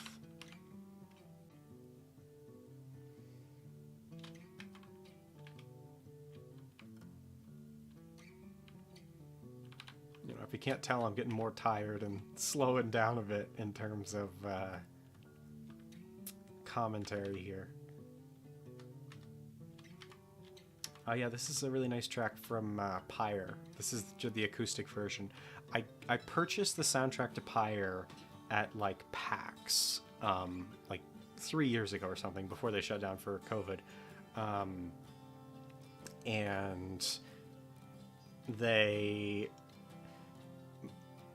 But like I didn't get the digital code with it, and so I like sent them an email, and they very kindly sent me digital codes for both the original soundtrack and like this acoustic version. And I've always found the acoustic version of the Pyre soundtrack to be particularly fitting for Dwarf Fortress. Nobody wants to butcher these stoats.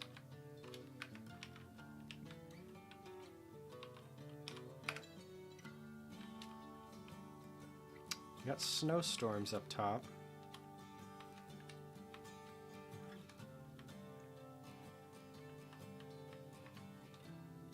Hey man, loved all your videos. Good to see you back. Well, thank you. Glad that you enjoyed them, and good to see you too. Alright, getting a little bit closer. Please make rock blocks.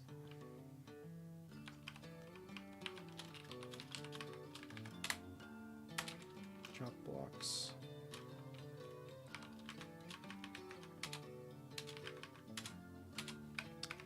No, I think I probably still need to... Oh wait, this side... Okay, so the side that has... that goes all the way up to the farms has the water leaking in because it's... it has to go all the way up through the aquifer. But don't have to worry about that on this side because it doesn't need to go all the way up there. This is just where I'm doing food production. I can dig that wherever I want. Oh, saving. Okay. Spring has arrived. That is 1 year almost to the day. So I kind of want to just finish that rooftop before calling it for tonight. But nearly 4 hours.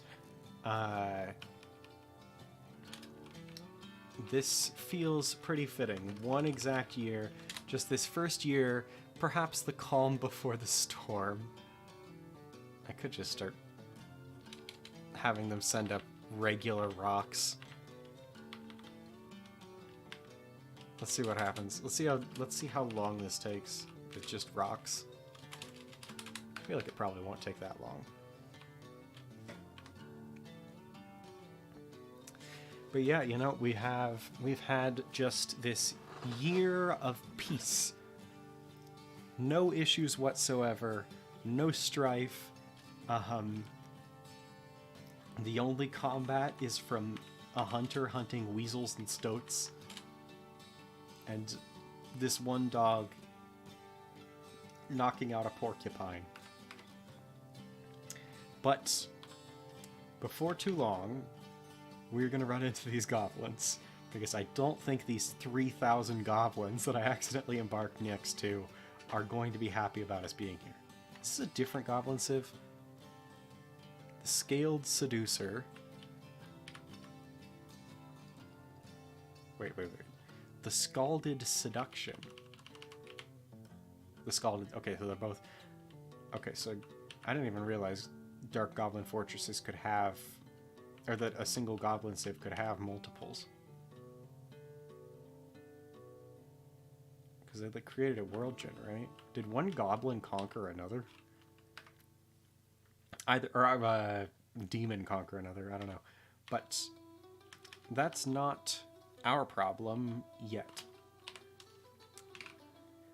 So here, they're slowly holding boulders up. I hate using raw boulders for stuff, but the distances aren't enormous here, so we can handle it.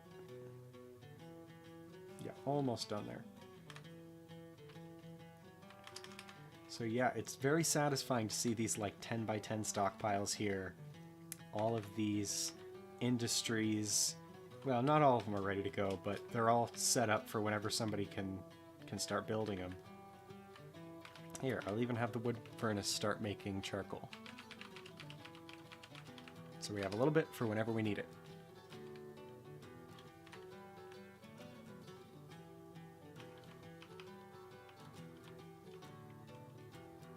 Yeah, both of these... So the three sort of soundtracks I've got here are the Simon Swear that are playing in this playlist.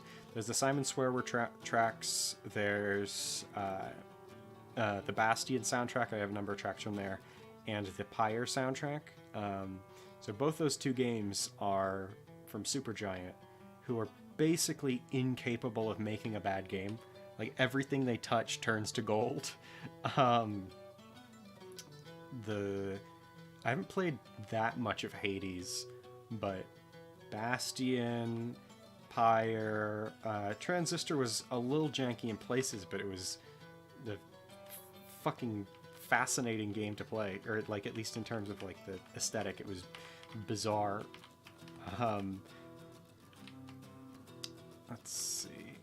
Yeah, Supergiant is one of the best devs about. Okay, Elven Caravan. Elven Caravan.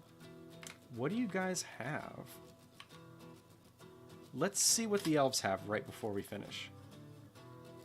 Elves coming across the big ol' pile of ice. The same with Necromancers. Some towers might be at war with each other. I wish I liked Transistor more. No, I mean, I get it. It's a very strange game. The worst part of Transistor to me is that the whole thing about Transistor is it's like a hack and slash, except you can do kind of this pause thing where you pause and queue up a bunch of actions and a bunch of attacks. But in order to queue up a bunch of attacks, it has to predict what's going to happen when you do one attack, right? So you go and attack one enemy, it has to predict where that enemy gets knocked back to so that you can decide where you're going to aim your next attack. But that's a problem because the game is not perfect about predicting that, and so you can end up with queuing up this whole massive combo, and then the first attack you make bounces the enemy out of range, and and just nothing else connects. So it's not a perfect game, but I really do like it. I think I 100% of that game. I got every achievement. I'm not seeing anything half decent here. There's a snapping turtle. It looks like these elves are not in a savage biome, so all of their animals suck ass. Ooh, do we have any magic strings? The elves like to bring magic strings. They'll bring divine metals like instrument strings. Because the game just doesn't check to make sure that that actually makes sense they're getting that. No magic strings this time. But yeah, it looks like a whole lot of crap from the elves this time. Maybe I'll get a turtle, just to have a turtle. Or a snail.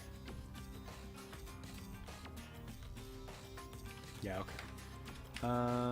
Looks like, though, we have covered the top of that, which means the fort is secure enough that we won't die the moment a goblin siege shows up, which can't be too much longer before they decide to rear their ugly heads.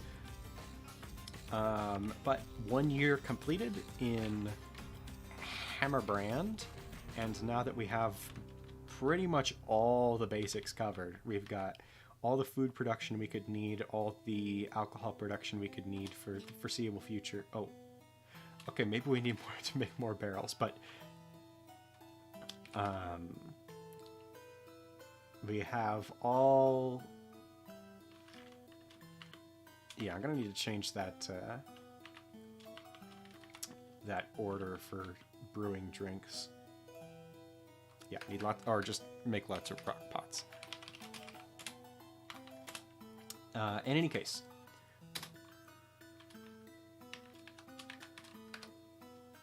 when are you next streaming? That is a good question. I'm about to start a full-time job, so I don't know exactly how that's going to work out with my schedule. So I don't have any plans for that, but I do intend to do more streams of this fortress. So just wait it out. I'll announce it when I can beforehand. And but I'm glad you folks came to watch. What is this? Oh, more migrants. I guess I'll do the classic thing where I see a migrant and I'm just like, yeah, I'll close Dwarf Fortress now. I don't want to bother with assigning their labors. But glad you guys turned out. I'd love to see you again next time. Thanks for watching, and try not to get killed by necromancers. Anyway, see you guys later. Have a good night.